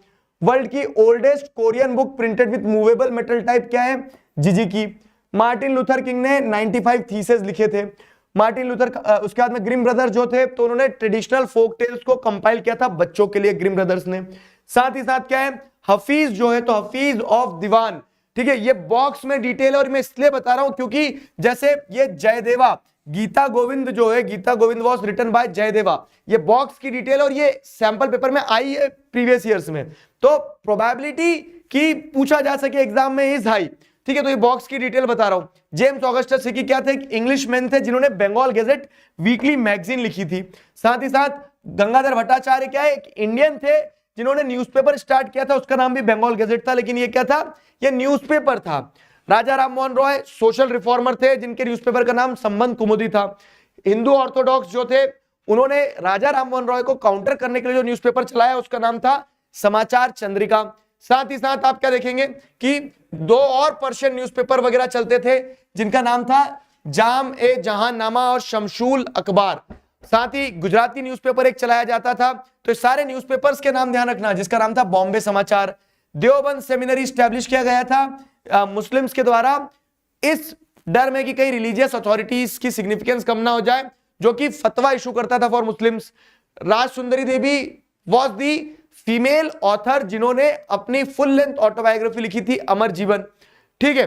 काशी कैलाश भाषनी देवी, ताराबाई शिंदे, पंडिता रामाबाई, ये वो महिलाएं हैं, ये वो वुमेन ऑथर हैं जिन्होंने खुल के वुमेन लाइफ के बारे में लिखा। साथ ही साथ क्या है, खालसा ट्रैक सोसाइटी की अगर बात करें तो पंजाब में खालसा ट्रैक सोसाइटी थी जो बुकलेट्स लिखती थी on the quality of good women. वैसे ही ज्योतिबा फुले जो थे तो उन्होंने क्या किया, यहाँ पे एक नाम मिसिंग है, राम चड्डा। बताओ राम चड्डा की बुक का नाम क्या है, नाम क्यों नहीं है राम चड्डा, लेकिन यहाँ राम चड्डा जो थे उनकी बुक का नाम बताओ जिन्होंने विमेन के कंडक्ट के ऊपर बुक लिखी। इन दी चैट तेजी से बताओ मुझे राम चड्डा की बुक का नाम क्या है, ठीक है। राम चड्डा की बुक का नाम क्या है बताओ। तो वो हो गए, राम चड्डा की बुक का नाम था स्त्री धर्म विचार। ज्योतिबा फुले की बुक थी गुलामगिरी जिसमें उन्होंने कास्ट इनइक्वालिटीज के बारे में लिखना। Laxminath Bezbaruah, picture based question एक बार प्रीवियस ईयर में आया लक्ष्मीनाथ बेसबरुआ के ऊपर, जिनकी बुक थी, जिनकी स्टोरीज कंपाइल हुई थी, बुरी आयर सद, ठीक है। फिर क्या है, काशी बाबा एक कानपुर के वर्कर थे, मिल वर्कर, जिन्होंने छोटे और बड़े के सवाल के नाम से अपनी बुक लिखी, जिसमें वो क्या है, कास्ट इनइक्वालिटीज के बारे में लिखते हैं। सुदर्शन चक्र अगेन एक कानपुर मिल वर्कर का पेन नेम था जिसके अंडर में उनकी सारी पोम्स कंपाइल की गई थी सच्ची कविताएं के नाम से। बाल गंगाधर तिलक का न्यूज़पेपर था केसरी, और बटाला पब्लिकेशन बंगाल में जो था वो एक एरिया को डेडिकेटेड था जहां पे सब प्रकार की किताबें छापी जाती थी। तो ये सारे जो नाम है, सारी जो बुक्स थे इस चैप्टर से, उस पे ऑब्जेक्टिव बनते हैं, तो वो ध्यान रखना है। क्लियर हुआ। अब अगर हम बात करें क्वेश्चन क्या आएगा, तो probability of asking a long question is very low. Chapter 1 और 2 से लॉन्ग क्वेश्चन पक्का आएगा एक, ठीक है। यहां पे आप देखेंगे शॉर्ट क्वेश्चंस आ सकते हैं, थ्योरी क्वेश्चंस आ सकते की प्रोबेबिलिटी कम है, थोड़ी सी केस बेस्ड क्वेश्चन आ सकता है यहां से। तो जैसे एक क्वेश्चन जो प्रोमिनेंट बनता है वो कि फ्रेंच रेवोल्यूशन में प्रिंट ने कैसे कंट्रीब्यूट किया। तो प्रिंट का कंट्रीब्यूशन इन फ्रेंच रेवोल्यूशन अगर आप देखोगे तो ये बहुत अच्छे से बताया गया कि प्रिंट से सबसे पहले क्या, एनलाइटेंड थिंकर्स के आइडिया पॉपुलराइज हुए। फाइन, प्रिंट के आने से क्या हुआ कि एक नया culture of debate and discussion start हुआ।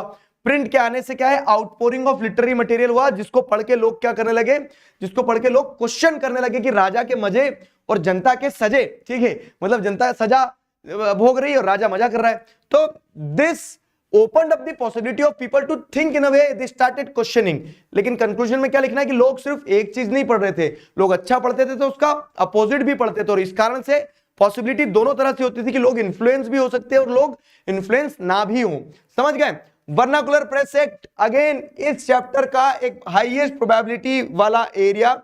वर्नाकुलर प्रेस एक्ट क्या होता है भाई साहब, तो ब्रिटिशर्स के द्वारा जो लॉ इशू किया गया था, जिसके चलते हमारी जो वर्नाकुलर प्रेस थी उनको कंट्रोल किया जाए। तो वर्नाकुलर प्रेस एक्ट क्यों पास किया गया, क्योंकि आफ्टर द रिवॉल्ट ऑफ 1857 आपको क्या देखने को मिलता है, जो ब्रिटिश गवर्नमेंट थी उनका attitude towards the local publications या फिर लोकल पब्लिशिंग हाउस चेंज हो गया। उन्हें लगा कि लोकल पब्लिकेशन हाउस जो हैं, इन्होंने क्या किया, इन लोकल पब्लिकेशन हाउसेज ने एक तरह से क्रांति लाने में एक बहुत इंपॉर्टेंट रोल प्ले किया है। तो इसीलिए 1878 में एक लॉ लाया जाता है, जिसके चलते क्या किया जाता है, ये इंश्योर किया जाता है कि अब कौन क्या लिख रहा है इस चीज को चेक किया जाए। ठीक है, लोकल पब्लिकेशन हाउस कुछ भी ना लिखे, अगर वो कुछ सेडिशियस लिख रहे हैं तो उनको वार्निंग दी जाएगी, और वार्निंग के बावजूद भी अगर वो नहीं माने तो फिर क्या किया जाएगा, उनकी मशीनरी कन्फिस्केट कर ली जाएगी, छुड़ा ली जाएगी। तो ये वर्नाकुलर प्रेस एक्ट ऑफ 1878 ध्यान रखना है। आ जाओ भाई साहब, वेलकम। ठीक है, to the last question of history, evaluate the impact of print technology on poor people and women in India. Print technology का पुअर पीपल और वुमेन के ऊपर क्या इंपैक्ट पड़ा। तो अगर आप इस कंटेक्स्ट को देखोगे तो ये पूरे चैप्टर के सारे फैक्ट्स कवर करते हुए आता है कि पुअर पीपल और वुमेन, ये दो ऐसे सेक्शन है जो यूरोप के केस में भी और इंडिया के केस में भी, दोनों के केस में बताए गए। पुअर पीपल और वुमेन के ऊपर सब्जेक्टिव छोटे क्वेश्चन आने की प्रोबेबिलिटी बनती है। तो effect of print on the poor people आप क्या देखेंगे कि पब्लिक लाइब्रेरीज वगैरह एस्टैब्लिश करी, और इंडिया के कंटेक्स्ट में पूछा गया है स्पेसिफिकली, तो पब्लिक लाइब्रेरीज वगैरह एस्टैब्लिश करी, बहुत सारे लोग लिखने लगे जैसे काशी बाबा वगैरह, ठीक है, ज्योतिबा फूले वगैरह वो लिखते थे ये सब कुछ। विमेन के कंटेक्स्ट में आप क्या देखेंगे कि लिबरल विमेन, लिबरल हस्बैंड्स और वो लिबरल फैमिलीज जो थी वो तो अपने महिलाओं को पढ़ा रहे थे, लेकिन बहुत सारे लोग कंजर्वेटिव जो थे वो पढ़ाना नहीं चाहते थे। तो जो पढ़ाना नहीं चाहते थे तो रिस्ट्रिक्शंस लगाते थे, लेकिन रिस्ट्रिक्शंस के बावजूद भी नेम्स सच एज राज सुंदरी देवी हो गया, कैलाश भाषनी देवी हो गया, ठीक है, पंडिता रामाबाई हो गया, जिन्होंने क्या करा, they defied such authorities and wrote about women. Clear हुआ? तो विमेन और वर्कर, ये वाला सेक्शन जो है, ये वाला सेक्शन शॉर्ट क्वेश्चंस के लिए प्रोबेबल हो जाता है। आगे बढ़े, problem associated with the indiscriminate use of resources. अब अगर हम ज्योग्राफी शुरू करें तो ज्योग्राफी में सुनो मेरी बात बहुत अच्छे से, ज्योग्राफी में आपका 3 नंबर का ऑलरेडी मैप वर्क आ रहा है, 17 नंबर की ज्योग्राफी बच रही है, एक 5 नंबर का क्वेश्चन आता है, और वो 5 नंबर का क्वेश्चन पीछे वाले चैप्टर जो हैं, पीछे वाले चैप्टर से मेरा क्या तात्पर्य है, चैप्टर 4, 5, 6 एग्रीकल्चर, मैन्युफैक्चरिंग इंडस्ट्री या मिनरल्स से आएगा। अब इन 3 चैप्टर में भी हमें पता है क्या कि इन 3 चैप्टर में भी कौन कौन से क्वेश्चन है जो 5 नंबर के लायक है। तो आगे के जो चैप्टर है इसमें 3 नंबर 2 नंबर के क्वेश्चन आते हैं, जैसे इनडिस्क्रिमिनेट यूज ऑफ रिसोर्स से क्या प्रॉब्लम हो सकती है, ये एक क्वेश्चन प्रोबेबल क्वेश्चन है। जैसे आपको क्या देखने को मिलता है, इनडिस्क्रिमिनेट यूज ऑफ रिसोर्सेज से क्या प्रॉब्लम होगी, तो आपको देखने को मिलता है कि डिप्लीशन होगा रिसोर्सेज का एक्यूमुलेशन कुछ ही लोगों के हाथ में होगा, सोसाइटी हैव्स और हैव नॉट्स में डिवाइड हो जाएगी। फिर ग्लोबल इकोलॉजिकल क्राइसिस जैसी सिचुएशंस, ग्लोबल इकोलॉजिकल क्राइसिस में आप देख सकते हो ग्लोबल वार्मिंग वगैरह, ये सारी प्रॉब्लम्स देखने को मिल सकती है। Got it? चलो, अब why do we need resource planning, the most important segment of this chapter. Resource planning की क्यों जरूरत है, क्योंकि रिसोर्सेज अनइवनली डिस्ट्रीब्यूटेड है, और 3 स्टेप रिसोर्स प्लानिंग पूछी जाती है, जिसमें आप क्या लिखेंगे, सबसे पहले आप रिसोर्सेज को आइडेंटिफाई करते हो, फिर रिसोर्सेज को आइडेंटिफाई करने के बाद में क्या करते हो, आप उसका एक टेक्नोलॉजिकल एस्पेक्ट देखते हो कि कैसे रिसोर्सेज का डेवलपमेंट होना चाहिए। तो आप टेक्नोलॉजिकल नो हाउ पता करते हो कि कैसे रिसोर्सेस को हम एक्सट्रैक्ट कर सकते हैं। तो पहले आइडेंटिफिकेशन, जिसमें क्वालिटेटिव क्वांटिटेटिव एस्टिमेशन वगैरह सब पता लगाया जाता है, कहां है रिसोर्स, कितना है। दूसरा क्या है, एक प्रॉपर प्लानिंग स्ट्रक्चर बनाते हैं जिसमें आप ये देखते हैं कि क्या मशीनरी लगेगी, क्या सारी चीजें लगेंगी वो। और तीसरा क्या है, रिसोर्स डेवलपमेंट प्लान को नेशनल डेवलपमेंट प्लान से मैच किया जाता है कि जो रिसोर्सेज हैं, ठीक है, वो सिर्फ उस जगह तक सीमित नहीं रहे, वो ओवरऑल पूरी कंट्री में उसका डेवलपमेंट हो। तो resource 3 step resource planning important है, ध्यान रखना। 3 स्टेप रिसोर्स प्लानिंग के बाद में आता है लैंड डिग्रेडेशन। अब सुनो मेरी बात, एक ऑब्जेक्टिव तय है इस चीज पे आएगा कि लैंड डिग्रेडेशन का कहां क्या कॉज है। जैसे माइनिंग के कारण लैंड डिग्रेडेशन होता है, जैसे झारखंड, छत्तीसगढ़, मध्य प्रदेश, उड़ीसा वाले स्टेट्स में। लैंड डिग्रेडेशन के बाद में आपको देखने को मिलता है ओवरग्रेजिंग एक कॉज होता है लैंड डिग्रेडेशन का। तो ओवरग्रेजिंग कहां हो रही है, जैसे गुजरात, राजस्थान, मध्य प्रदेश और महाराष्ट्र वाले जो क्षेत्र है वहां पे लैंड डिग्रेडेशन क्यों हो रही है, या फिर ओवरग्रेजिंग के कारण किन स्टेट्स में लैंड डिग्रेडेशन हो रहा है। कान ऐसे पकड़ो या ऐसे, कान पकड़ नहीं होता है ना। तो वही है कि सवाल को ट्विस्ट करके पूछा जाएगा। मैं अगेन आपको बता रहा हूं कि ट्विस्ट होके आएंगे, आपको डायरेक्ट क्वेश्चन देखने को ऐसे मिलेंगे। कैसे कि एक स्टेटमेंट दे दिया, वहां पे पूछ लिया धीरे से कि राइज इन टर्शियरी सेक्टर का कारण बताओ। तो be mentally prepared for that कि क्वेश्चन ट्विस्ट होके आएगा, ठीक है। लेकिन आप थोड़ा फोकस करके अगर वहां देखोगे तो आपको क्वेश्चन बनेगा, कॉन्सेप्ट्स क्योंकि वही रहना है। जैसे यहां से ऑब्जेक्टिव आते हैं, ठीक है। ओवर इरिगेशन एक कारण है लैंड डिग्रेडेशन का, माइनिंग हो गया, ओवर इरिगेशन हो गया, डिफॉरेस्टेशन एक कारण है। अब ये 3 कारणों के बारे में स्टेट्स बताए गए, जैसे ओवर इरिगेशन किन स्टेट्स में हो रहा है, पंजाब, हरियाणा, वेस्टर्न उत्तर प्रदेश में, जहां खेती ज्यादा होती है, ठीक है। तो ये हो गया। अब कॉज और कंसिक्वेंस, सॉरी, कॉज के बाद में ये तो समस्या हो गई, समाधान बताओ। तो अगर माइनिंग कॉज है तो माइनिंग को रेगुलेट किया जाए, कंट्रोल किया जाए, वो सारी चीजें। वैसे अगर आप देखोगे ओवर ग्रेजिंग अगर कॉज है तो ग्रेजिंग को कंट्रोल किया जाए, अगर डिफॉरेस्टेशन एक कॉज है तो फॉरेस्ट लगाए जाए। क्लियर हुआ? तो कॉज का ही अपोजिट लिखना है किस चीज में, आपको कंजर्वेशन में। आगे बढ़ते हैं। अब देखो क्या है, चैप्टर 1 से आपको किसी भी क्रॉप को डिटेल में पूछा जाएगा, इसकी प्रोबेबिलिटी बहुत कम है। पूछा जाएगा भी अगर क्रॉप को, तो आप सॉरी क्रॉप बोल रहा हूं, किसी भी सॉइल को आपको डिटेल में पूछा जाएगा, इसकी प्रोबेबिलिटी कम है। डिटेल में क्या पूछा जाता है, डिटेल में ये पूछा जा सकता है क्या कि आप क्या करो, आप जैसे 3-4 स्टेटमेंट दे देंगे और 4 स्टेटमेंट देने के बाद में आपसे पूछेंगे कि सॉइल को आइडेंटिफाई करो। हमारा थंब रूल यही था जो हमने चार्ट बनाने के समय सीखा था कि हर सॉइल के बारे में हमें एरिया पता हो, उस सॉइल में कौन सी क्रॉप्स ग्रो होती है, उस सॉइल के अंदर होता क्या, और सॉइल के एक्स फैक्टर। जैसे एक्स फैक्टर में हमें पता है कि एलुवियल सॉइल में खादर और भांगर होती है, तो ये शॉर्ट क्वेश्चन में आ सकता है। बाकी पूरा डिटेल में बड़ा क्वेश्चन स्पेसिफिकली क्रॉप सॉइल के बारे में आएगा नहीं आएगा, ठीक है। तो वो चीज ध्यान रखना है आपको कि सॉइल के बारे में डिटेल में बड़ा क्वेश्चन नहीं आता है। सॉइल के बारे में क्या पूछा जाता है, ऑब्जेक्टिव पूछे जाते हैं या छोटे क्वेश्चन। जैसे लीचिंग क्या होता है बताओ, किस सॉइल में देखने को मिलती है आपको, तो लेटराइट सॉइल में होती है। तो इस क्वेश्चन का जवाब दो जरा मुझे, ठीक है। इस तरह से आपको क्या देखने को मिलेगा, इस तरह से डायरेक्ट क्वेश्चन देखने को मिलेंगे जो सॉइल के किस चीज को पूछेंगे, जो सॉइल के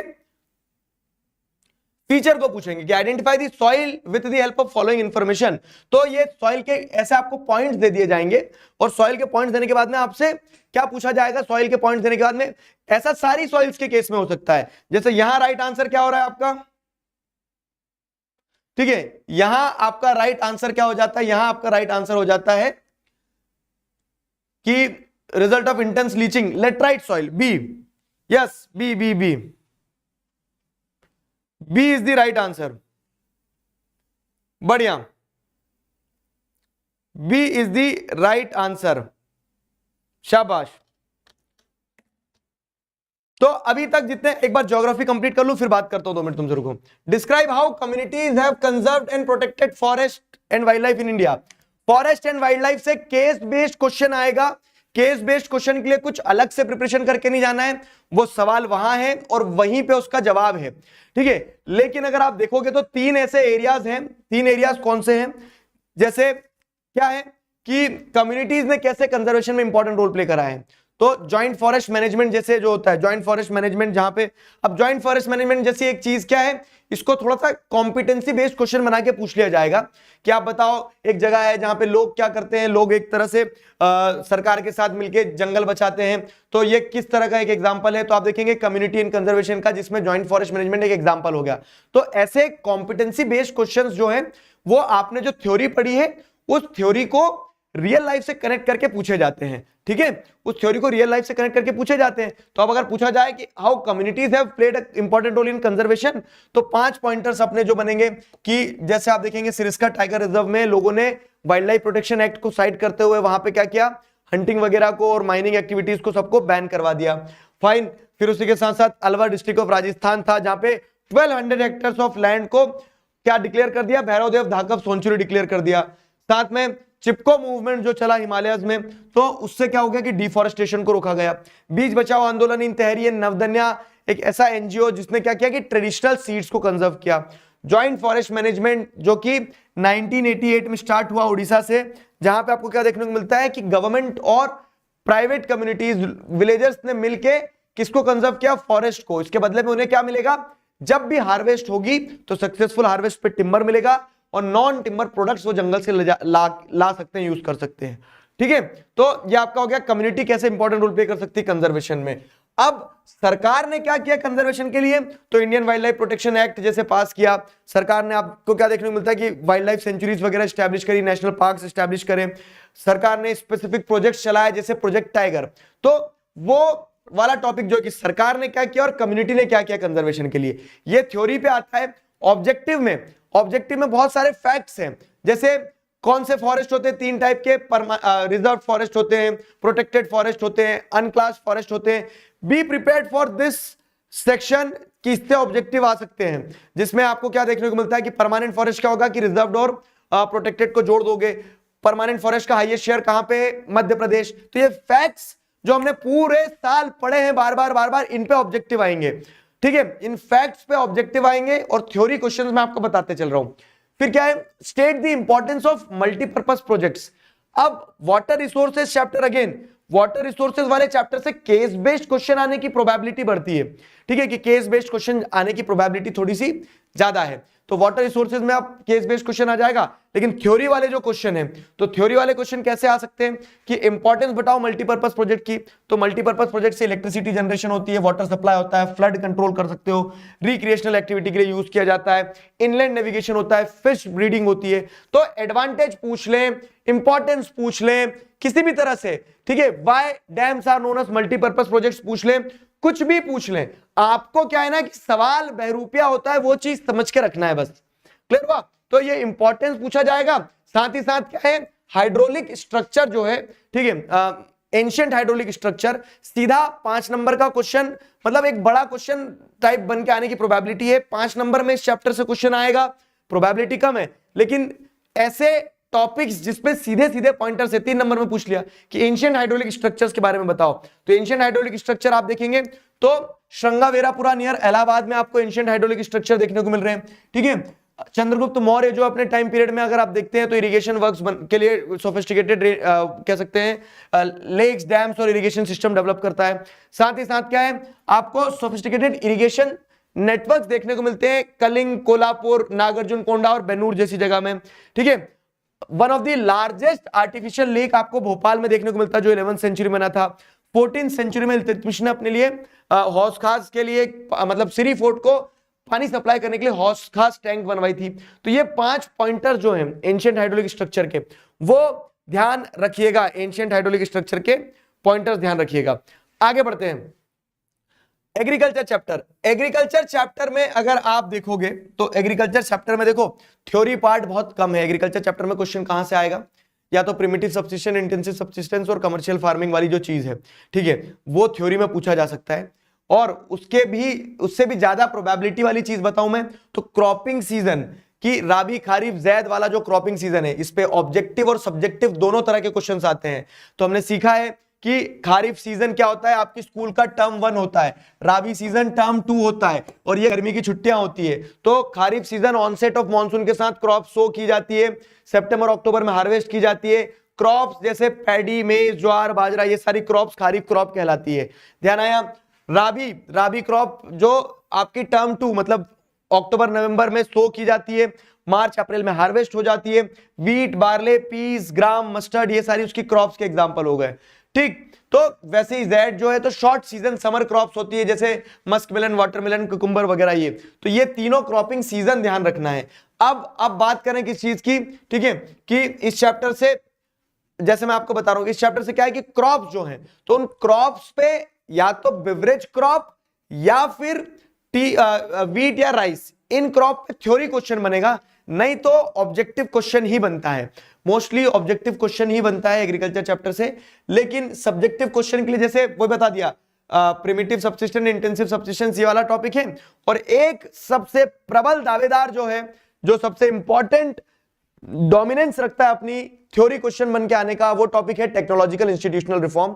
तो टेक्नोलॉजिकल इंस्टीट्यूशनल रिफॉर्म में आप क्या देखते हैं, इंडिपेंडेंस के बाद से कलेक्टिवाइजेशन वगैरह पे फोकस किया गया कि लैंड कंसोलिडेशन, लैंड होल्डिंग वगैरह पे, ठीक है। साथ ही साथ क्या है, जमींदारी सिस्टम को अबॉलिश किया गया।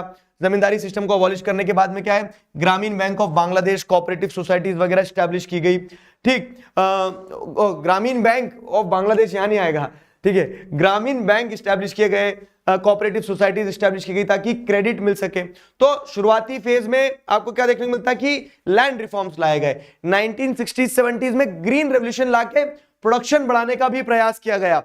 ग्रीन रेवोल्यूशन लाके, व्हाइट रेवोल्यूशन लाके प्रोडक्शन बढ़ाने का प्रयास किया गया, लेकिन उससे सब जगह फायदा नहीं मिला। इसके लिए क्या है, फिर कॉम्प्रिहेंसिव लैंड डेवलपमेंट प्रोग्राम लाते हैं 1980s में, जिसमें ग्रामीण बैंक स्टैब्लिश किए गए, स्पेशल बुलेटिन्स वगैरह चलाई गई, ठीक है।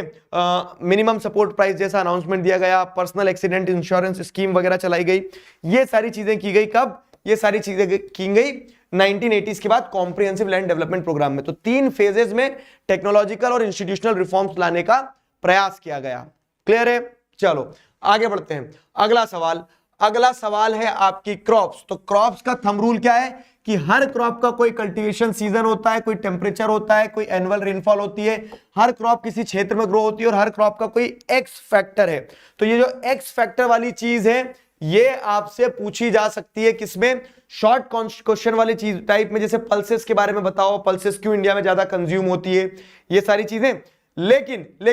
लेकिन ऑब्जेक्टिव जो है तो वैसे बनेंगे जैसे स्टेटमेंट्स दे दिए, क्रॉप आइडेंटिफाई करो कौन सी क्रॉप है, विंटर में सो होती है, ठीक है, ब्राइट सनशाइन चाहिए रहती है, हार्वेस्ट के समय पे उसको क्या चाहिए रहता है, ब्राइट सनशाइन, और सोइंग के टाइम पीरियड पे कूल पीरियड चाहिए रहता है। तो इस तरीके से सवाल बनते हैं, ठीक है, इस तरीके से सवाल बनते हैं क्रॉप्स के ऊपर। ये क्रॉप्स का पूरा चार्ट जो है एक बार आपको नजर दौड़ाना है, मैंने पढ़ाते समय पूरा चार्ट आपको बहुत अच्छे से समझाया था। आगे बढ़ते हैं। आगे क्या है, नॉन फूड क्रॉप्स में भी वही केस रहेगा। नॉन फूड क्रॉप्स में क्या जाएगा, sugar cane, oil seed, tea, coffee, horticulture crop. Let's say for example, जैसे कभी कभी ऐसे क्वेश्चंस के लिए भी प्रिपेयर्ड रहना कि हॉर्टिकल्चर क्रॉप जो है इसको हम बहुत हल्के में लेके चल रहे हैं, लेकिन हॉर्टिकल्चर क्रॉप अगर पूछ लिया कि ऑरेंजेस कहाँ हैं, तो नागपुर के ऑरेंजेस हैं, ठीक है। वही पूछ लिया एप्रिकॉट और एप्पल्स कश्मीर के हैं। तो जो अलग अलग क्लासिफिकेशन दिया गया है, गुआवा ऑफ उत्तर प्रदेश, तो कौन सी फसल कहां मिल रही है, वो वाली चीज। क्लियर हुआ? आगे बढ़ते हैं। अगला सवाल क्या है, अगला पार्ट जो है, तो non food crops other than grains हो गई।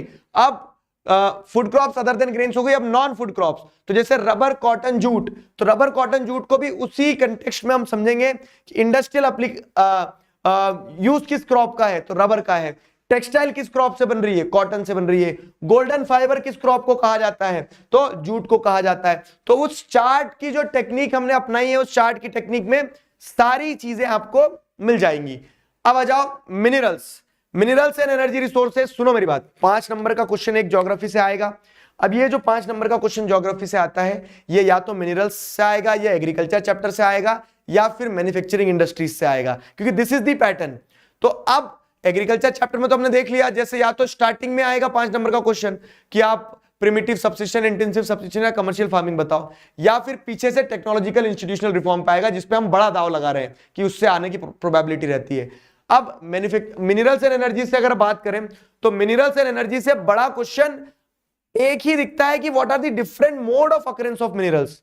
Mode of occurrence of minerals क्या है, तो मोड ऑफ अकरेंस है मिनरल्स वेन्स और लोड्स के फॉर्म में पाए जाते हैं।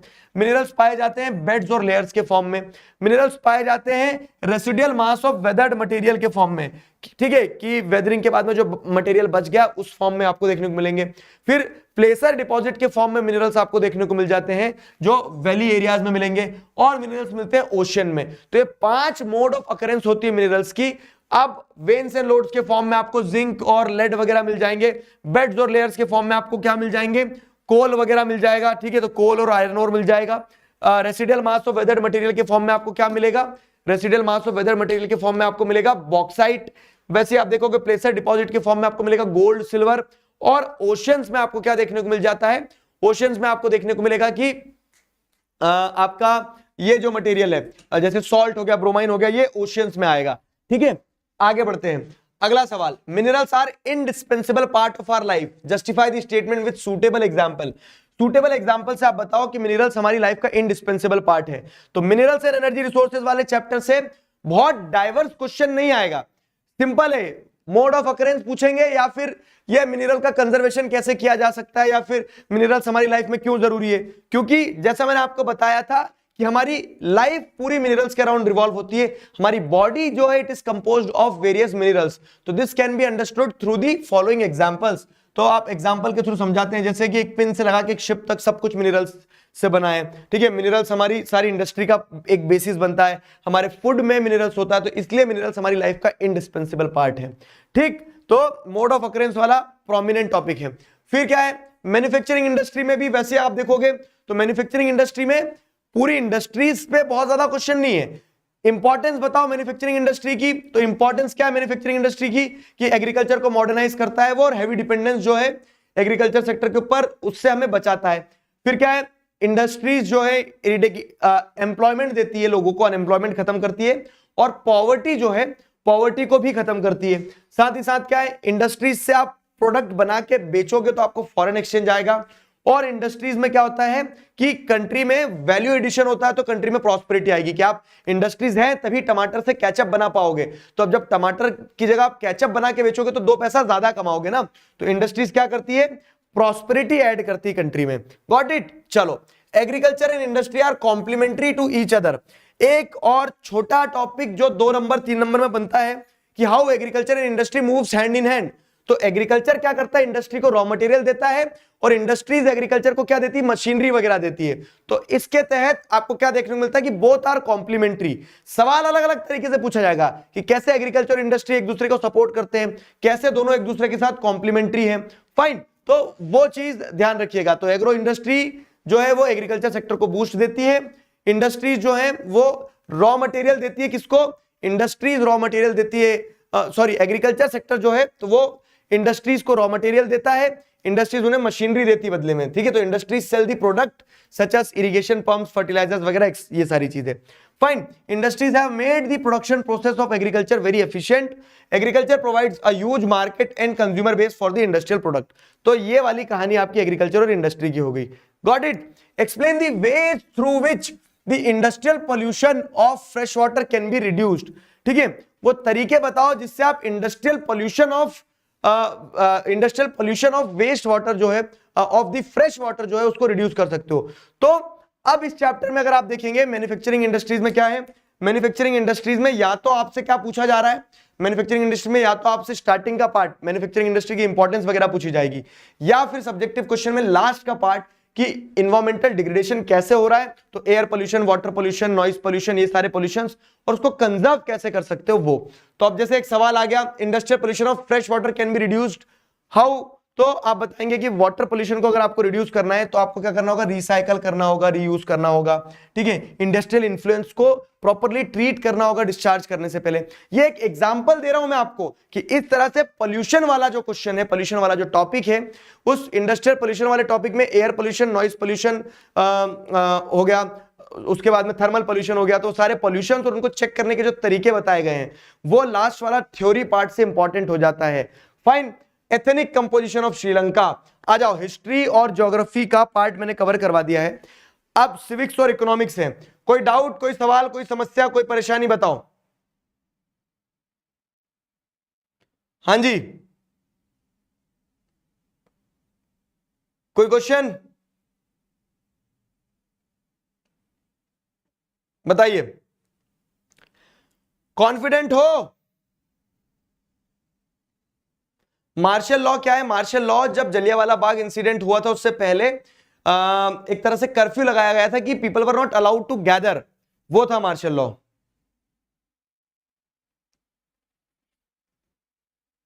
6 बजे तक हो जाएगा खत्म। स्पैम मोटिवेशन, मोटिवेशन अब सिर्फ एकमात्र ये है कि हम हमारी मंजिल के एकदम करीब आ चुके हैं। यहां आपको सिर्फ अपने ऊपर विश्वास रखना है, आप अपने आप में पर्याप्त हो, तैयार हो, बेहतरीन हो, जाना और अपना बेस्ट देना बस, ठीक है, समझ गए। चलो आगे बढ़ा जाए।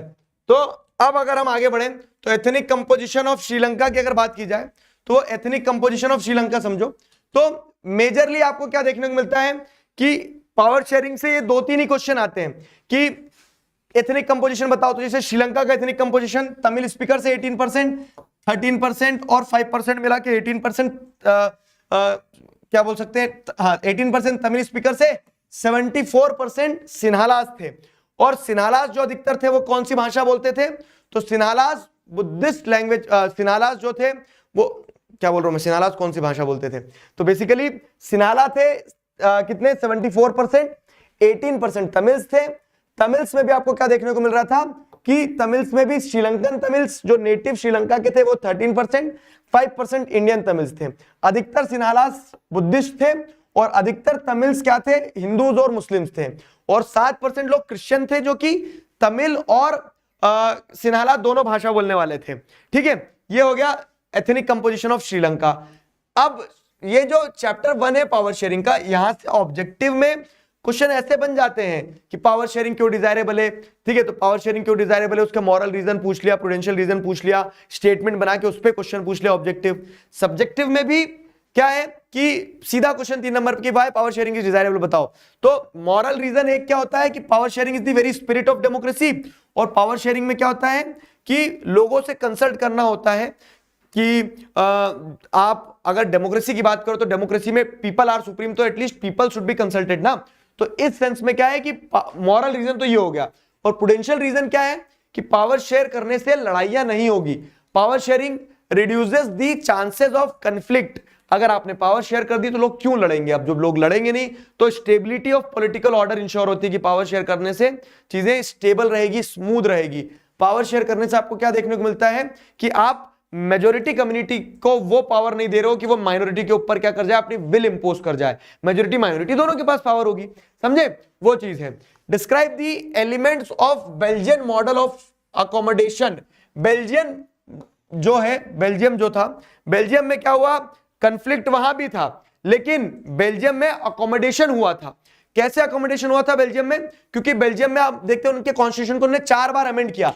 यह सवाल कि उन्होंने क्या अमेंडमेंट्स किए, ये इंपॉर्टेंट क्वेश्चन है, ठीक है। तो आप जैसे देखोगे तो बेल्जियम में 4 बार उन्होंने अपने कॉन्स्टिट्यूशन को अमेंड किया, जिसके चलते उन्होंने क्या किया, सबसे पहले कि नंबर ऑफ फ्रेंच और डच स्पीकिंग मिनिस्टर जो है सेंट्रल गवर्नमेंट में इक्वल रहेंगे, ठीक है। स्टेट जो है सबऑर्डिनेट नहीं रहेंगे सेंट्रल गवर्नमेंट को।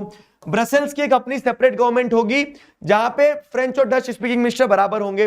और तीसरी चीज ये देखो, ये एक छोटा ऑब्जेक्टिव क्वेश्चन बन सकता है या फिर 2 मार्कर्स पे क्वेश्चन बन सकता है कि कम्युनिटी गवर्नमेंट क्या है। तो कम्युनिटी गवर्नमेंट होगी बेल्जियम में, जो कि क्या करेगी, जो आपको देखने को मिलता है कम्युनिटी गवर्नमेंट क्या करेगी, जिसके पास पावर होगी एजुकेशन, लैंग्वेज और कल्चर रिलेटेड मुद्दों पे, रिलीजन रिलेटेड मुद्दों पे निर्णय लेने की।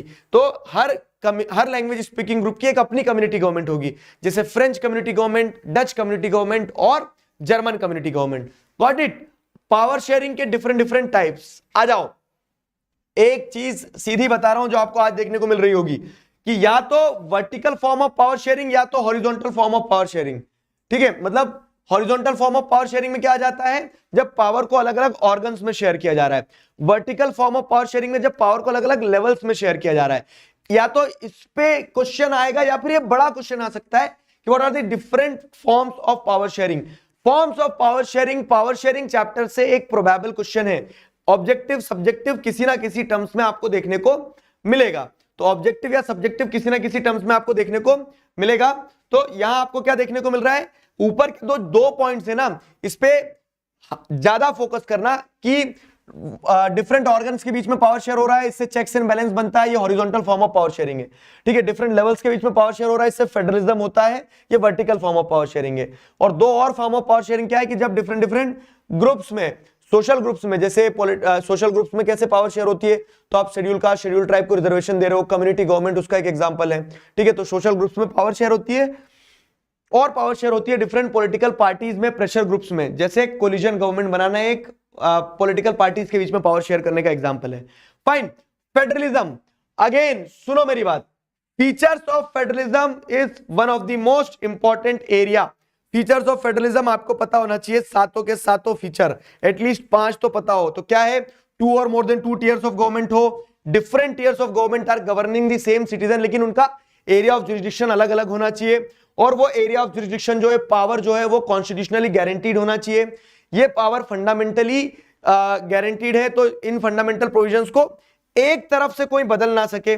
अगर बदलना है तो 2 लेवल ऑफ गवर्नमेंट का अप्रूवल चाहिए रहे, ठीक है। कोर्ट्स जो है वो क्या करें? कॉन्स्टिट्यूशन को इंटरप्रेट करने का काम करें और एम्पायर का काम करें। अगर डिस्प्यूट होते हैं तो दोनों के बीच में डिस्प्यूट्स को रिजॉल्व करने का। साथ ही साथ क्या है? सोर्सेज ऑफ रेवेन्यू जो है दोनों लेवल ऑफ गवर्नमेंट के क्लियरली स्पेसिफाइड होना चाहिए, तीनों लेवल ऑफ गवर्नमेंट के। और फेडरलिज्म के डुअल ऑब्जेक्टिव होते हैं कि ये क्या करता है? अकोमोडेट करता है डाइवर्सिटी को, और at the same time country को यूनाइटेड भी रखता है। तो ये सातों फीचर ऑफ फेडरलिज्म, ठीक है, मोस्ट इंपॉर्टेंट। आगे बढ़े तो what makes India a federal country? India एक फेडरल कंट्री है, लेकिन इंडिया एक फेडरल कंट्री क्यों है, कैसे है, ये बताओ। तो what makes India a federal country? तो इंडिया एक फेडरल कंट्री कैसे है, अब आपको इसको बताना है। तो वो जो फीचर्स ऑफ फेडरलिज्म वही अप्लाई होते हैं कि इंडिया में आपको देखने को मिलता है 3 टियर ऑफ गवर्नमेंट है, डिफरेंट एरिया ऑफ जुरिस्डिक्शन है, union list, state list, concurrent list. अब सुनो मेरी बात, union list, state list, concurrent list के जो मुद्दे हैं कि यूनियन लिस्ट में क्या आता है, स्टेट लिस्ट में क्या आता है, कंकरेंट लिस्ट में क्या आता है, ये ऑब्जेक्टिव बन के आते हैं, मैं अभी बताऊंगा आपको, ठीक है।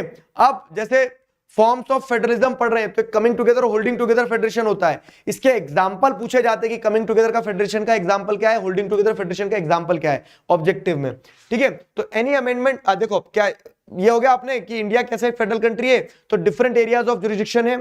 फिर क्या है? Some states gave special power where some states are union territories. तो ये होल्डिंग टुगेदर फेडरेशन है इंडिया, जिसमें अनइक्वल पावर डिस्ट्रीब्यूटेड है, उस चीज को दर्शाया गया है कि India is a holding together federation. साथ ही साथ क्या देखने को मिलता है कि हमारी कॉन्स्टिट्यूशन में भी आपको अगर कुछ बदलना है तो आप एक तरफा नहीं बदल सकते हो, 2/3 मेजोरिटी चाहिए रहेगी, आपको अप्रूवल लेना पड़ता है। तो इसके चलते क्या है कि ये बताया जा रहा है कि fundamental provisions can not be change unilaterally. साथ ही साथ जुडिशरी जो होती है एक बहुत इंपॉर्टेंट रोल प्ले करती है when it comes to implementation of constitutional provisions और रिजॉल्विंग द डिस्प्यूट रिजोल्व करना है तो वहां पे जुडिशरी का एक महत्वपूर्ण रोल हो जाता है, ठीक है। अब इसके बाद में समझो जरा, इसके बाद में क्या है? फेडरलिज्म चैप्टर से मैंने आपको बता दिया what makes India federal country, federalism के फीचर, ये तो 2 चीजें हो गई। तीसरी चीज क्या है ना, तीसरी चीज जो है वो है 1992 में क्या कॉन्स्टिट्यूशनल अमेंडमेंट लाया गया, क्या चेंजेस लाए गए, जिससे क्या हुआ? G20 नहीं आएगा बेटा, अभी बोल दे रहा हूं, G20 नहीं आएगा, खत्म, ठीक है।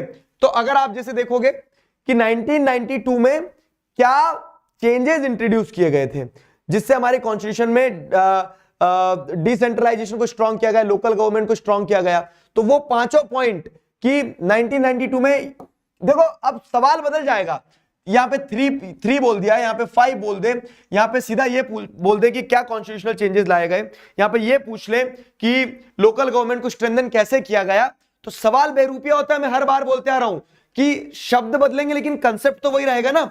तो कंसेप्ट जैसे अगर आप देखोगे तो holding regular elections under the local government body has been made compulsory, ये पहला चेंज लाया गया। दूसरा क्या? रिजर्वेशन दिया गया schedule caste, schedule tribe, OBCs को, 1/3 सीट्स विमेन के लिए रिजर्व की गई, ठीक है। फिर क्या है? Independent institution state election commission बनाया गया, जिस स्टेट इलेक्शन कमीशन का काम क्या होगा कि वो क्या करवाएगा? State election commission elections conduct करवाएगा। किसके इलेक्शंस कंडक्ट करवाएगा? लोकल लेवल के इलेक्शन कंडक्ट करवाएगा इंडिपेंडेंट स्टेट इलेक्शन कमीशन, ठीक है। फिर क्या है? State government is required to share some power and revenue with local government bodies, तो वो रेवेन्यू और वो पावर अब स्टेट गवर्नमेंट को लोकल बॉडीज को देना पड़ेगी। तो ये 5 चेंजेस आपको देखने को मिलते हैं कॉन्स्टिट्यूशन में इंक्लूड किए गए लोकल गवर्नमेंट को स्ट्रेंथन करने के लिए, ठीक है।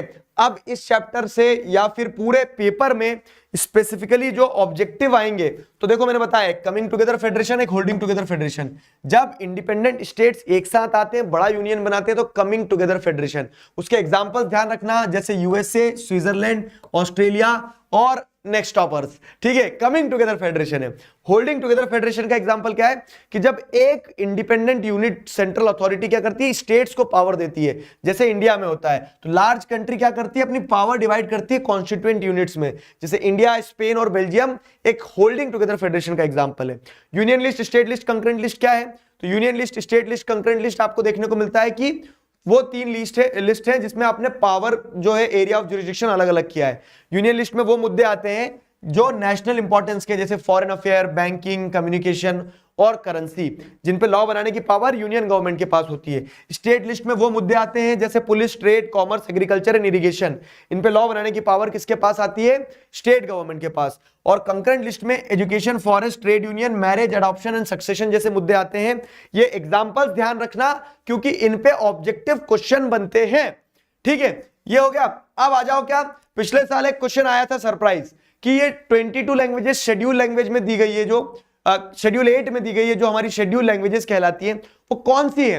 अब उसमें 2 एमसीक्यू आए थे और बच्चों से कंफ्यूजन के कारण वो छूटे थे, वो तो छोड़ना नहीं है। ठीक है, तो जैसे आप देखोगे असमीज, बंगाली, बोडो, डोगरी, गुजराती, हिंदी, कन्नड़, कश्मीरी, कोंकणी, मैथिली, मलयालम, मणिपुरी, मराठी, नेपाली। नेपाली भी एक शेड्यूल लैंग्वेज है।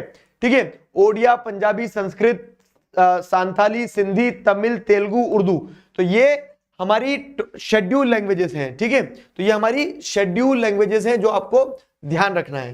Got it? चलो आगे बढ़े। तो अब चैप्टर 3 जो है आपका, कौन सा वाला चैप्टर 3?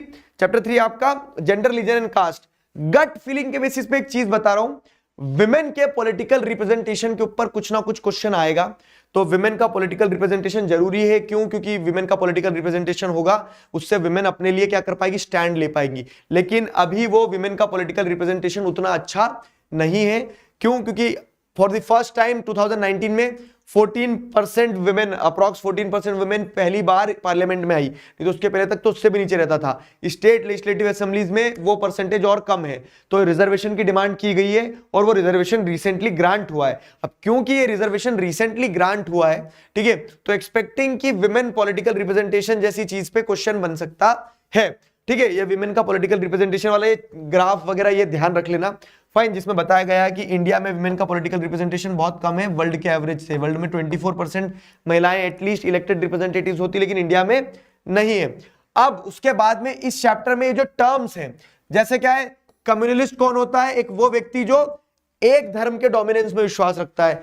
फेमिनिस्ट कौन होता है? जो मेन और विमेन के इक्वल वोटिंग राइट में विश्वास रखता है। सेक्युलरिस्ट कौन होता है? जो सारे धर्म को समान रूप से देखता है।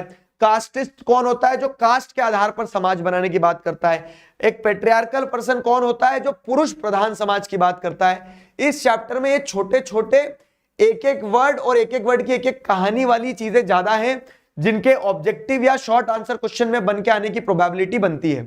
ठीक है, ये हो गया। अब क्या है, अब विमेन वाले पार्ट पे जैसे अगर हम देखें तो विमेन पे क्वेश्चन बनता है कि विमेन वेरियस पार्ट्स पे क्या डिस्क्रिमिनेशन फेस करती है। तो आप देखेंगे तो विमेन क्या डिस्क्रिमिनेशन फेस करती है। तो विमेन सबसे पहले तो आप देखते हैं कि बॉयज एजुकेशन पे लोग प्रेफर करते हैं कि फैमिलीज जो है वो अपने मेल चाइल्ड को पढ़ाना प्रेफर करती है। तो विमेन लिटरेसी वाले पार्ट पे डिस्क्रिमिनेशन फेस कर रही है। तो सिंपल है कि विमेन कहां डिसएडवांटेज, डिस्क्रिमिनेशन और ऑपरेशन फेस करती है। तो एजुकेशन में, एजुकेशन के बाद में आपको क्या देखने को मिलता है? वेजेस में, कि हाईली पेड जॉब्स में महिलाओं का, जॉब्स में जैसे आप देखोगे तो कह सकते हैं सीनियर पोजीशन पे महिलाएं कम है। फिर हमारे यहाँ इक्वल रेम्यूनरेशन एक्ट है। इक्वल रेम्यूनरेशन एक्ट मतलब कि सबको इक्वल सैलरी मिलना चाहिए, लेकिन सेम काम के लिए महिलाओं को सैलरी कम दी जाती है। तो वेजेस में डिस्क्रिमिनेशन, जॉब्स में डिस्क्रिमिनेशन, लिटरेसी में डिस्क्रिमिनेशन।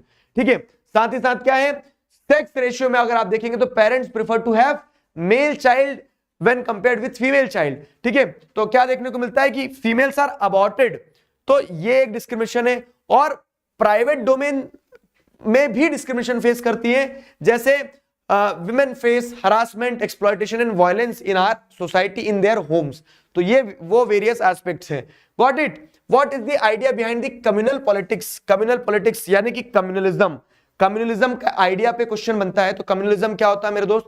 कम्युनलिज्म मतलब एक ऐसा बिलीफ जहां पे आप रिलीजन को सोसाइटी का बेसिस मानते हो और रिलीजन के आधार पर क्या करते हो? डिस्क्रिमिनेशन करते हो लोगों के साथ। आप ये बोलते हो कि एक धर्म के लोगों का एक देश होना चाहिए, दूसरे धर्म के लोग कहां जाएंगे फिर? ठीक है, तो जब आप ऐसा मानते हो कि एक धर्म के लोगों का एक देश होना चाहिए, एक कम्युनिटी होना चाहिए, ठीक है, और इस आइडियोलॉजी को जब सरकार सपोर्ट करती है ना, तो वो कम्युनलिज्म कहलाता है। ठीक है, लेकिन ये कम्युनिज्म का आइडिया अपने आप में फंडामेंटली फ्लॉड है। क्यों? क्योंकि people belonging to the same religion में हैव डिफरेंट ओपिनियंस। ठीक, in an extreme case communalism जो है तो वो कम्युनल पॉलिटिक्स इस हद तक बढ़ जाती है कि लोगों को इक्वली ट्रीट नहीं किया जाएगा, दंगे हो जाएंगे, स्टीरियोटाइप्स बनाए जाएंगे। तो communism can take various forms, ये वो वाला पार्ट आगे एक्सटेंड होता है इसमें। लेकिन कम्युनलिज्म एक इंपॉर्टेंट टॉपिक है, ध्यान रखना है। कम्युनलिज्म तुमसे बनेगा भी, और क्योंकि अच्छे से समझाया। कम्युनलिज्म के बाद में सेक्युलरिज्म, या तो सेक्युलरिज्म पे ऑब्जेक्टिव क्वेश्चन आएगा या तो सेक्युलरिज्म पे सब्जेक्टिव क्वेश्चन आएगा, लेकिन सेक्युलरिज्म पे क्वेश्चन आएगा। क्यों? क्योंकि सेक्युलरिज्म एक ऐसी चीज है ना जो आपको क्या देखने को मिलता है कि हर साल रिपीट होती है। सेक्युलरिज्म है क्या? जहां आप सारे रिलीजन्स को इक्वली ट्रीट कर रहे हो, that is known as secularism. तो सेक्युलरिज्म ध्यान रखना। What makes India secular country? तो हम क्या करते हैं कि इंडिया में हमारा कोई ऑफिशियल रिलीजन नहीं है, जैसा पाकिस्तान में इस्लाम है, जैसा क्रिश्चियनिटी है इंग्लैंड में, लेकिन हमारा कोई ऑफिशियल रिलीजन नहीं है। ठीक है, कॉन्स्टिट्यूशन जो है क्या करता है, हर इंडिविजुअल को अपॉर्चुनिटी देता है कि वो हर इंडिविजुअल क्या कर सके, हर इंडिविजुअल फ्री है to follow any religion, not to follow any religion, जैसा आपको लगे। कॉन्स्टिट्यूशन इंडिया को सेकुलर ऐसे बनाता है कि हम रिलीजियस मैटर में इंटरवीन नहीं करते, लेकिन जब लॉ एंड ऑर्डर की बात आएगी, ठीक है, इक्वालिटी की बात आएगी, तो कॉन्स्टिट्यूशन अलाउ भी करता है कि गवर्नमेंट इंटरवीन करे। तो this makes India secular country. Secularism or what makes India secular country वाला टॉपिक क्लियर है। चलो आगे बढ़ते हैं। 3 factors that are responsible for breaking down of caste system. Caste system धीरे धीरे कम होता चला गया। क्यों कम होता चला गया कास्ट सिस्टम? क्योंकि हमें देखने को मिलता है कि पॉलिटिकल लीडर्स और सोशल रिफॉर्मर्स ने कास्ट सिस्टम के रिडक्शन पे एक बहुत इंपॉर्टेंट कदम उठाया, जैसे ज्योतिबा फुले, ठीक है, BR अंबेडकर, महात्मा गांधी, इन्होंने आवाज उठाई कि कास्ट सिस्टम, कास्ट डिस्क्रिमिनेशन गलत है। दूसरा क्या है, सोशियो इकोनॉमिक डेवलपमेंट जो हुआ है, ठीक है। तो अब देखो क्या है, ये बड़ा एरिया हो गया। सवाल ऐसा भी बन सकता है कि how educational and economic development led to the breaking down of caste system. तो अपने आप में एक टॉपिक जो है, एक टॉपिक से भी क्वेश्चन बन के आ सकता है कि एक टॉपिक से आप बताओ कि कैसे कास्ट सिस्टम ब्रेक डाउन हो रहा है। तो एक टॉपिक से आप बताओगे कैसे कास्ट सिस्टम ब्रेक डाउन हो रहा है इकोनॉमिक डेवलपमेंट के कारण, तो आप बताएंगे कि जैसे जैसे अर्बनाइजेशन होगा, ग्रोथ ऑफ लिटरेसी होगी, एजुकेशन होगा, ऑक्यूपेशनल मोबिलिटी होगी, कि लोग अपना काम छोड़ के दूसरे काम करना शुरू करेंगे, वो काम नहीं करेंगे जो उनके पूर्वज करते चले आ रहे थे, तो इससे caste system automatically break down होगा। जो लोग कास्ट सिस्टम को ज्यादा फॉलो करते थे जैसे जमींदार वगैरह, तो अब क्या होगा कि वो कास्ट सिस्टम को वो प्रैक्टिस करना कम कर देंगे। 1 मिनट दो बस, ठीक है, ठीक है। तो ये चीज हुई। अब आ जाओ, तो the constitution of India prohibited any caste based discrimination. तो तीसरी चीज जिसके चलते कास्ट बेस्ड डिस्क्रिमिनेशन खत्म हो रहा है, कास्ट सिस्टम खत्म हो रहा है, कि हमने अब हमारे कॉन्स्टिट्यूशन में जब ये लिख दिया है कि कास्ट बेस्ड डिस्क्रिमिनेशन होना ही नहीं चाहिए, तो फिर क्यों होगा? ठीक है, तो सोशल रिफॉर्मर्स एक पॉइंट, ठीक है, इकोनॉमिक डेवलपमेंट और कह सकते हो सोशल डेवलपमेंट दूसरा पॉइंट, और तीसरा पॉइंट कि कॉन्स्टिट्यूशनल प्रोविजंस आ गए जिसके चलते कास्ट सिस्टम को क्या करा जाएगा, जिसके चलते कास्ट सिस्टम को खत्म कर दिया जाएगा। ठीक है, क्लियर हुआ? आज आगे बढ़ते हैं। How caste can take several form in politics. तो कास्ट इन पॉलिटिक्स की बात की जा रही है। Caste in politics, politics in caste, ये टॉपिक भी है, लेकिन अगर आप जैसे देखेंगे तो सिविक्स में 5 नंबर का बड़ा क्वेश्चन की जो प्रोबेबिलिटी होती है वो आखिरी चैप्टर से है, आउटकम्स ऑफ डेमोक्रेसी से। ये जो चैप्टर, इनसे छोटे क्वेश्चन 2 नंबर 3 नंबर वाले क्वेश्चन आते हैं, तो उसमें ऐसे क्वेश्चन जैसे कास्ट कैसे इंपॉर्टेंट रोल प्ले करता है पॉलिटिक्स में। तो while choosing candidates for election, political parties consider caste composition. तो how caste plays an important role in politics? तो caste composition देखा जाता है किसी भी कॉन्स्टिट्यूएंसी का टिकट देने से पहले। कास्ट सेंटिमेंट्स को अपील किया जाता है। ध्यान आ रहा है? मैंने पढ़ाते समय सब बताया था ये कि कास्ट सेंटिमेंट्स अपील किए जाते हैं। अगर महाराष्ट्र जाओगे तो छत्रपति शिवाजी महाराज के कास्ट सेंटिमेंट्स को अपील किया जाएगा वोटर्स से वोट लेने के लिए। राजस्थान जाओगे तो महाराणा प्रताप की बात की जाएगी। ठीक है, तो पॉलिटिकल पार्टीज में एक appeal to the caste sentiments to win the votes. साथ ही साथ कुछ पॉलिटिकल पार्टीज को ऐसा कहा जाता है कि ये कुछ कास्ट को फेवर करती हैं, तो ये दिस शोज की caste plays a important role in politics. और यूनिवर्सल अडल्ट फ्रेंचाइजी के आने से अब हर पर्सन, 1 पर्सन की 1 वोट की 1 वैल्यू है, तो हर व्यक्ति ही क्या है, महत्वपूर्ण हो गया है। किसी भी कास्ट को आप इग्नोर नहीं कर सकते, इसलिए caste do play a very important role in politics. ठीक है, अब आ जाओ पॉलिटिकल पार्टीज वाले चैप्टर पे। तो पॉलिटिकल पार्टीज वाले चैप्टर में आपको क्या देखने को मिल रहा है कि एक सीधा सवाल कि पॉलिटिकल पार्टी क्या है और उसके फंक्शंस क्या हैं। या तो फेडरलिज्म के फीचर या तो पॉलिटिकल पार्टीज के फीचर, दोनों में से कुछ ना कुछ पक्का आपको आज पेपर में देखने को मिलेगा। तो पॉलिटिकल पार्टी के आप फीचर्स हो गया, फिर फंक्शंस ऑफ पॉलिटिकल पार्टी हो गया। तो अब ये सवाल जो है ना ऐसे आ सकता है, थोड़ा सा ट्विस्ट होके आ सकता है कि बताओ कि एक पॉलिटिकल पार्टी है, एक पॉलिटिकल पार्टी हार गई है, हारने के बाद में वो क्या कर रही है, फिर भी पार्लियामेंट में बैठ रही है, वो क्या रोल प्ले कर रही है, तो वो अपोजिशन का रोल प्ले कर रही है। ऐसे ही सिचुएशन बेस्ड क्वेश्चंस आएंगे, बी प्रिपेयर्ड फॉर दिस। मैं आपको बता रहा हूं कि डायरेक्ट क्वेश्चन हमेशा आए, नॉट नेसेसरली 1-2-4 क्वेश्चन आपको ऐसे सिचुएशन बेस्ड मिलेंगे, उसमें घबराना मत, पैनिक मत होना। क्यों? क्योंकि वो नेचर है एग्जाम का, कॉम्पिटेंसी बेस्ड क्वेश्चन उसी को बोलते हैं। क्वेश्चन पे दिमाग लगा के पढ़ना, क्योंकि टॉपिक तुम्हें सब पढ़ाए हैं। तो जैसे आप फंक्शंस ऑफ पॉलिटिकल पार्टी क्या है, तो पॉलिटिकल पार्टी क्या है, ग्रुप ऑफ ऑर्गेनाइज्ड पीपल जो एक साथ आते हैं, इलेक्शन कंटेस्ट करते हैं to hold power in the government. ठीक है, पावर होल्ड करने के लिए एक साथ आते हैं। अब काम क्या करते हैं, तो ये इलेक्शन कंटेस्ट करती है पॉलिटिकल पार्टी, इसका पहला रोल, पहला फंक्शन, जिसमें आपको क्या देखने को मिलता है कि पार्टी नॉमिनेट करती कैंडिडेट को, उसको टिकट देती है और वो चुनाव लड़ता है। दूसरा रोल क्या है, parties formulate policies and programme. सरकार बनाने के बाद में वही पार्टीज क्या करेंगी, वो पॉलिसीज और प्रोग्राम प्रपोज करेगी ना कि इन पे लॉ बनना चाहिए नहीं बनना चाहिए। तीसरा क्या है कि पॉलिसीज प्रोग्राम प्रपोज करने के साथ साथ जब सरकार पॉलिटिकल पार्टीज बनाती है तो कानून भी पॉलिटिकल पार्टीज ही बनाएंगी। ठीक है, लॉ मेकिंग प्रोसेस को पॉलिटिकल पार्टीज इन्फ्लुएंस करती है। तीसरा हो गया। चौथा क्या है, political parties form and run government. Political parties क्या करती है, सरकारें बनाती है और सरकारें चलाती हैं। ठीक है, चुनाव लड़ने के बाद में सरकारें बनाना चलाना भी पॉलिटिकल पार्टीज का ही काम होता है। अगर पॉलिटिकल पार्टी हार गई तो ऑपोजिशन का रोल भी प्ले करती है। वो जो हार गए वो क्या करेंगे, ऑपोजिशन का रोल प्ले करेंगे।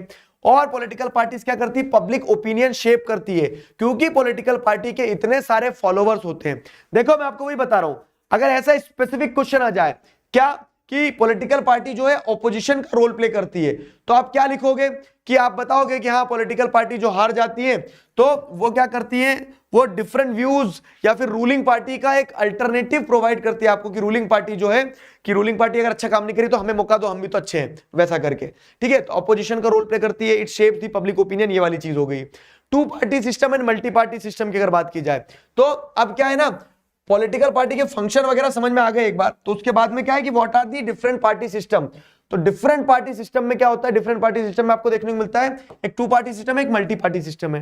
टू पार्टी सिस्टम में 2 पार्टीज होती है, ये डेमोक्रेटिक सिस्टम है, खास करके यूएसए और यूके में आपको देखने को मिल रहा है। ठीक है, several parties are there but probability of winning the election कह सकते हैं ना, कह सकते हैं oscillates between the 2 major parties.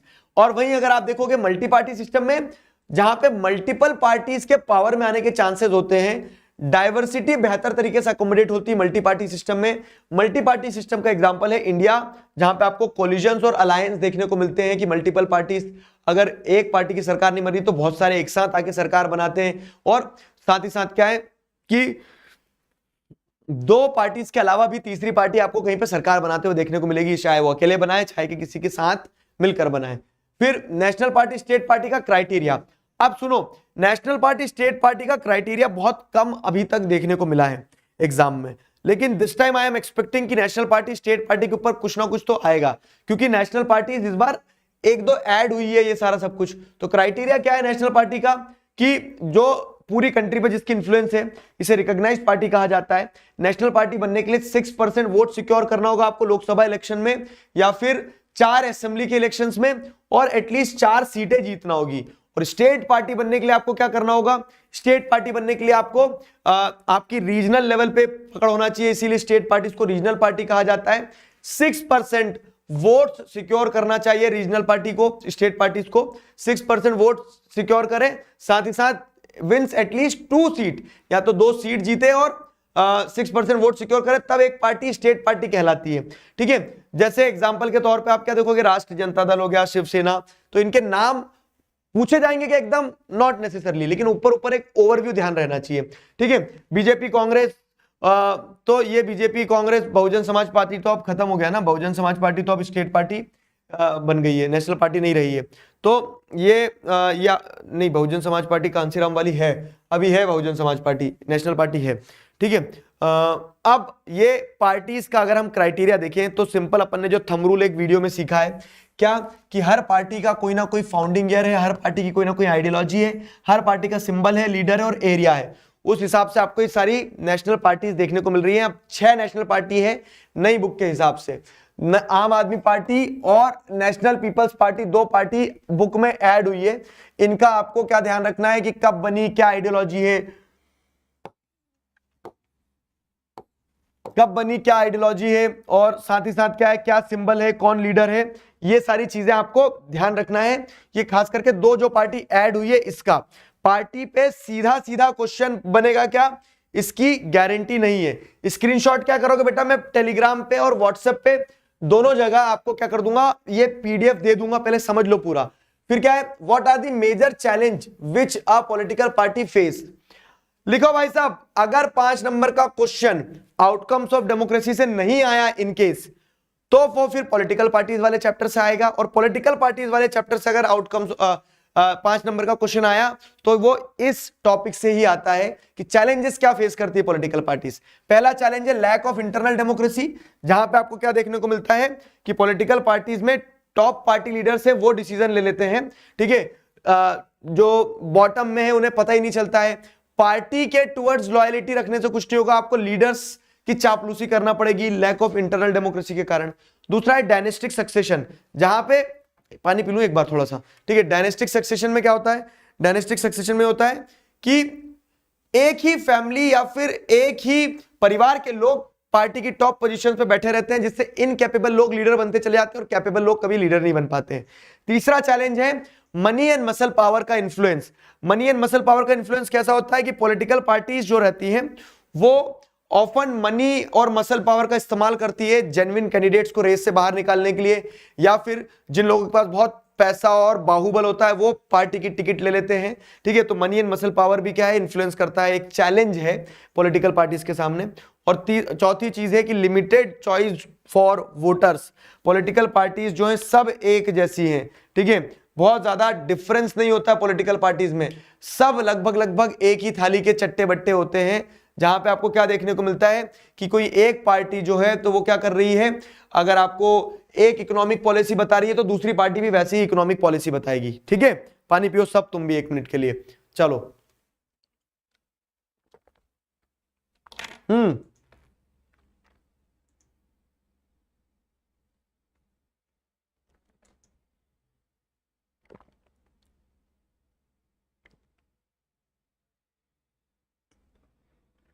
ठीक है, चिकारा भाई बहुत याद आएगी, सब बाद में करना, अभी तुम्हारा फोकस सिर्फ ये होना चाहिए, अर्जुन का लक्ष्य मछली की आंख, ठीक है।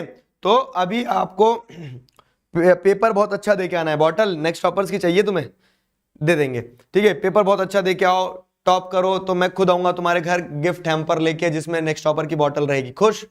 चलो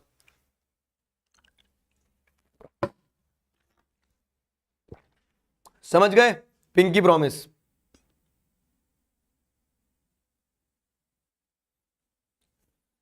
एलिनिएशन ऑफ तमिल, उसका कारण बड़ा सिंपल था ना, कि जब सिन्हालाज ने तमिल्स के साथ डिस्क्रिमिनेशन किया तो तमिल्स फेल्ट एलिनिएटेड। आ जाओ, अब देखो ये तो चैलेंजेस थे, समस्या थी, समस्या पे नहीं समाधान पे फोकस करते हुए पॉलिटिकल पार्टीज को रिफॉर्म करने के लिए क्या स्टेप्स आज तक लिए गए हैं। तो आप देखेंगे पॉलिटिकल पार्टीज को रिफॉर्म करने के लिए एंटी डिफेक्शन लॉ लाया गया, जिसके चलते अब आप पार्टी एमपीज और एमएलए अगर पार्टी बदल रहे तो बदल लो आप, लेकिन आपकी सीट खोदोगे। दूसरा क्या है, सुप्रीम कोर्ट ने एक लॉ पास करा कि कैंडिडेट्स को उनकी प्रॉपर्टी और क्रिमिनल केसेस अगर उनके अगेंस्ट में कोई पेंडिंग है तो वो बताना होगा। तो what describe the efforts to reform political parties. तो 3 चीजें तो की जा चुकी है, जैसे इलेक्शन कमीशन ने रूल लाया कि पॉलिटिकल पार्टीज को क्या है, इंटरनल इलेक्शंस कंडक्ट करवाना होंगे, आईटीआर वगैरह फाइल करना होगी, ठीक है। और कुछ सजेशंस हैं, जैसे रेगुलेटिंग पार्टी रूल्स, तो इंटरनल इलेक्शंस होना चाहिए पार्टी में, उनको अपने रिकॉर्ड रखना चाहिए, टॉप पोजीशन पे कौन है, कैसे है, वो फेयर तरीके से है या नहीं है, ये सारी चीजों का भी फोकस किया जाना चाहिए। विमेन्स रिप्रेजेंटेशन बनना चाहिए पॉलिटिकल पार्टीज को, अगर रिफॉर्म करना है तो 1/3 सीट विमेन के लिए रिजर्व कर दो, कि 1/3 टिकट्स क्या है विमेन को दी जाएगी। साथ ही साथ क्या है, स्टेट फंडिंग ऑफ इलेक्शन पे फोकस किया गया कि अगर मनी एंड मसल पावर को यूज किया जा रहा है तो चुनाव में स्टेट फंडिंग हो ना, सरकार पैसा दे और उस पैसे से चुनाव लड़ा जाए, ये सारी चीजें हैं। अब आ जाओ, सुनो मेरी बात, 5 नंबर का एक क्वेश्चन आपको आउटकम्स ऑफ डेमोक्रेसी से पक्का देखने को मिलेगा, जिसमें ये वाला जो क्वेश्चन है कि democratic system is better then any other form of government, how democracy is better than non democratic system, democratic government के क्या advantages over non democratic system.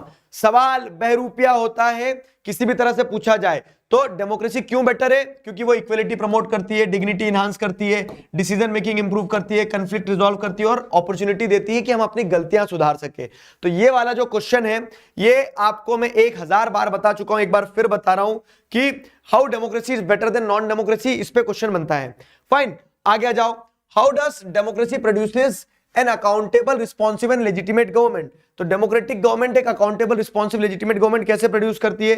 तो अकाउंटेबल मतलब कि it is answerable to the people, responsive मतलब क्या है कि democratic government responds to the needs of the people, और डेमोक्रेटिक गवर्नमेंट एक लेजिटिमेट गवर्नमेंट है।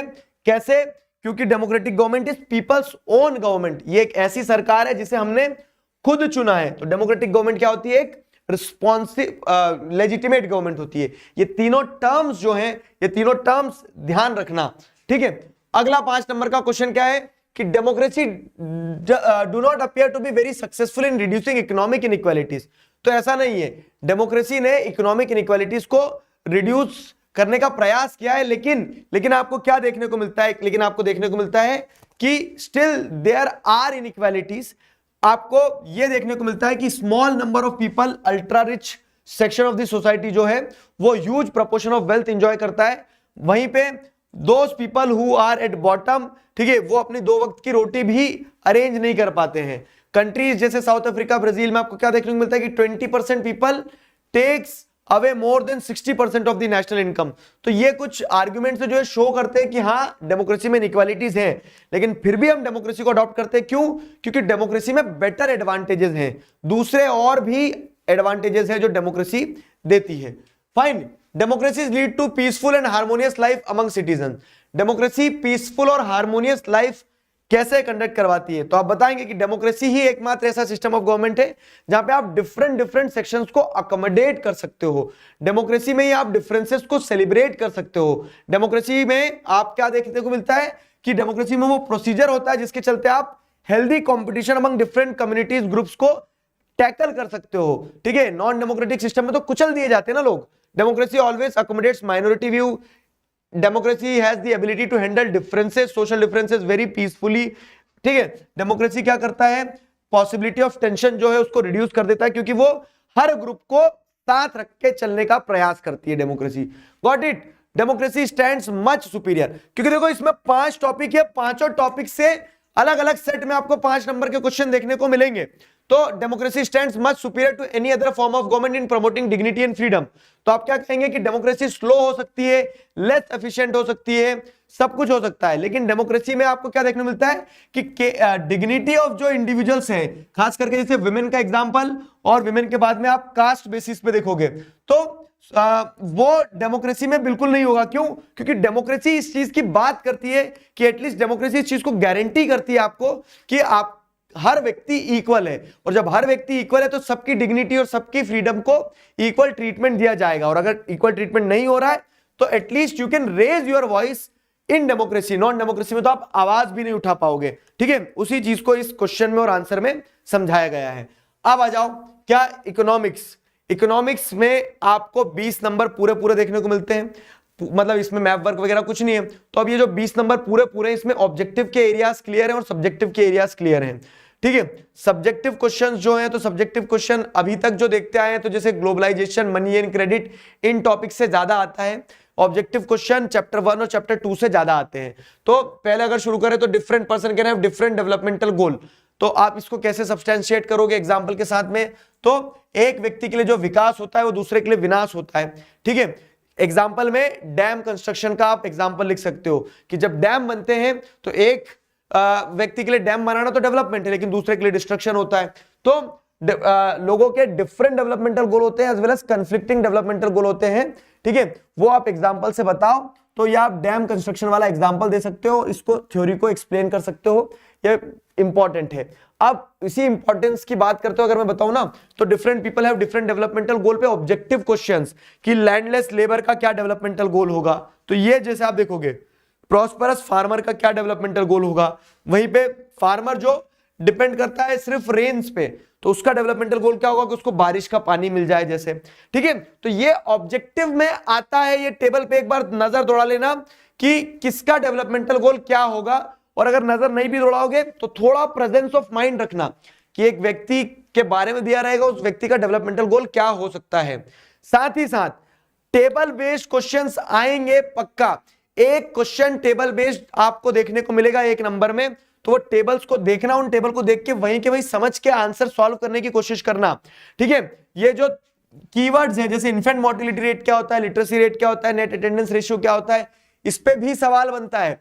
तो इन्फेंट मोर्टिलिटी रेट क्या है कि number of children dying before the completion of 1 year out of the 1000 children born in a particular year, ठीक है। Infant mortality rate हो गया। लिटरेसी रेट में क्या देखने को मिलता है कि 7 एंड अबव एज ग्रुप में कितने लोग पढ़ना लिखना जानते हैं। तो ये टेबल पे एक क्वेश्चन, ह्यूमन डेवलपमेंट इंडेक्स क्या है, तो ह्यूमन डेवलपमेंट इंडेक्स और वर्ल्ड डेवलपमेंट रिपोर्ट ये फैक्ट्स है। मैंने बताया चैप्टर 1 और 2 से फैक्ट्स ज्यादा आएंगे, ऑब्जेक्टिव की प्रोबेबिलिटी ज्यादा बनेगी। तो ह्यूमन डेवलपमेंट रिपोर्ट में आप किसके बेसिस पे, इनकम, हेल्थ और एजुकेशन के बेसिस पे कंट्रीज को कंपेयर करते हैं। वर्ल्ड डेवलपमेंट रिपोर्ट में आप क्या करते हैं, सिर्फ इनकम के बेसिस पे कंट्रीज को कंपेयर करते हैं। तो वो वाले क्वेश्चंस। अब पर कैपिटा इनकम क्या होता है, पर कैपिटा इनकम से कंट्रीज को कैसे कंपेयर करते हैं, उसकी लिमिटेशन क्या है। आज ही मैराथन सेशन में मैंने तुम्हें क्वेश्चन आज भी बताया था। तो पर कैपिटा इनकम क्या होता है, कंट्री की total income divided by the total population. इससे आपको क्या देखने को मिलता है कि जिन कंट्री की एवरेज इनकम ज्यादा होगी वो कंट्री को आप डेवलप मानोगे, जिन कंट्री की एवरेज इनकम कम होगी उसको आप क्या मानोगे, लेस डेवलप्ड या फिर डेवलपिंग मानोगे। लेकिन इसकी लिमिटेशन ये है कि एवरेजेस जो रहते हैं ना, एवरेजेस हाइड डिस्पैरिटी, एवरेज आपको रियलिटी नहीं बताएंगे, एवरेज आपको सिर्फ एवरेज आउट चीजें ही बताएंगे। Got it. चलो अब आ जाओ डिफरेंट सेक्टर्स ऑफ इकोनॉमी क्या है। Different sectors of economy, primary secondary tertiary sector. Primary secondary tertiary sector के एग्जांपल्स ऑब्जेक्टिव बन के आते हैं। प्राइमरी सेकेंडरी टर्शरी सेक्टर को थ्योरी में ऐसे पूछा जा सकता है, और इनके जो एग्जांपल है ना, ये एग्जांपल ऑब्जेक्टिव बन के क्वेश्चन आते हैं कि ऑब्जेक्टिव में बता देंगे कि जोड़ी मिला लो, या फिर जोड़ी मिलाने के बाद में आपसे ये पूछ लिया जाएगा कि एग्रीकल्चर सेक्टर, मतलब एग्रीकल्चर एक्टिविटीज किस सेक्टर में आएगी, तो प्राइमरी में आएगी, ठीक है। एक केस दे दिया कि एक मिल्क वेंडर है, वो किस सेक्टर में जाएगा। ऐसे केस, डॉक्टर है जो पेशेंट्स को ट्रीट कर रहा है, वो किस सेक्टर में जाएगा। तो ऐसे क्वेश्चन आने की प्रोबेबिलिटी बनती है प्राइमरी सेकेंडरी टर्शरी सेक्टर से। अब primary sector, secondary sector, tertiary sector तीनों पता है आपको कि ये नेचर से जुड़ा हुआ है, ये नेचर की प्रोसेसिंग करता है और ये सर्विसेज प्रोवाइड करता है, और इसी कारण से तीनों इंटरडिपेंडेंट हैं। जो टमाटो वाला एग्जांपल है कि प्राइमरी सेक्टर से टमाटो मिला, सेकेंडरी में उसका केचप बनाएंगे लेकिन ट्रक से लेके जाएंगे, तो वो टर्शियरी सेक्टर में आता है। तो ये तीनों सेक्टर इंटरडिपेंडेंट है, ये बताया जा रहा है। Why is the tertiary sector becoming more important in India? लगाओ जरा टीकी बिंदी चंदन इस सवाल को। यह सवाल आज एग्जाम में आपको डेफिनेटली देखने को मिलेगा, क्या कि टर्शरी सेक्टर क्यों ग्रो कर रहा है। टर्शरी सेक्टर क्यों ग्रो कर रहा है भाई साहब, तो क्या होता है कि कुछ सर्विसेज डायरेक्ट नहीं आएगा, स्टोरी बन के आएगा, लेकिन कॉन्सेप्ट तो आपने पढ़ लिया है ना, तो वो कॉन्सेप्ट पे पकड़ रखना है बस, ठीक है, वो कॉन्सेप्ट पे पकड़ रखना है।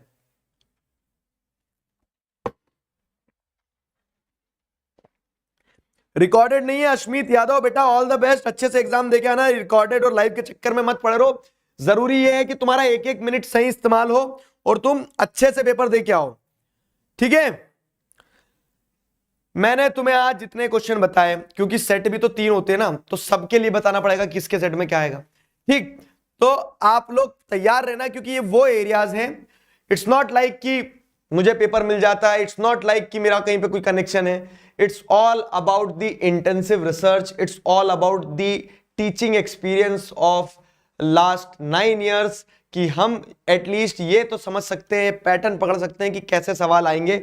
और मैं बड़ा कॉन्फिडेंट हूं उस चीज को लेके कि मैंने तुम्हें सब कुछ पढ़ा के रखा है, तुम बस कॉन्फिडेंटली जाना और अच्छे से पेपर देके आना, घबराना मत, पेपर बहुत ईजी आएगा, ठीक है। आई बिलीव कि तुम बहुत अच्छे से पेपर देके आओगे। तो अभी और थोड़ा सा जो 1-2 चैप्टर बचे वो कवर कर लें। टर्शरी सेक्टर क्यों ग्रो कर रहा है, तो several services are very important. ये सर्विसेज बेसिक होती है, ये सर्विसेज विद टाइम ग्रो करेगी। प्राइमरी और सेकेंडरी सेक्टर ग्रो करेगा तो टर्शरी सेक्टर ग्रो करेगा ही करेगा, ठीक है। Rise in income lead to the rise in the living standard of the people. जैसे जैसे लोगों की इनकम बढ़ेगी, लोग क्या करेंगे, ज्यादा ज्यादा सर्विसेज अफोर्ड करेंगे।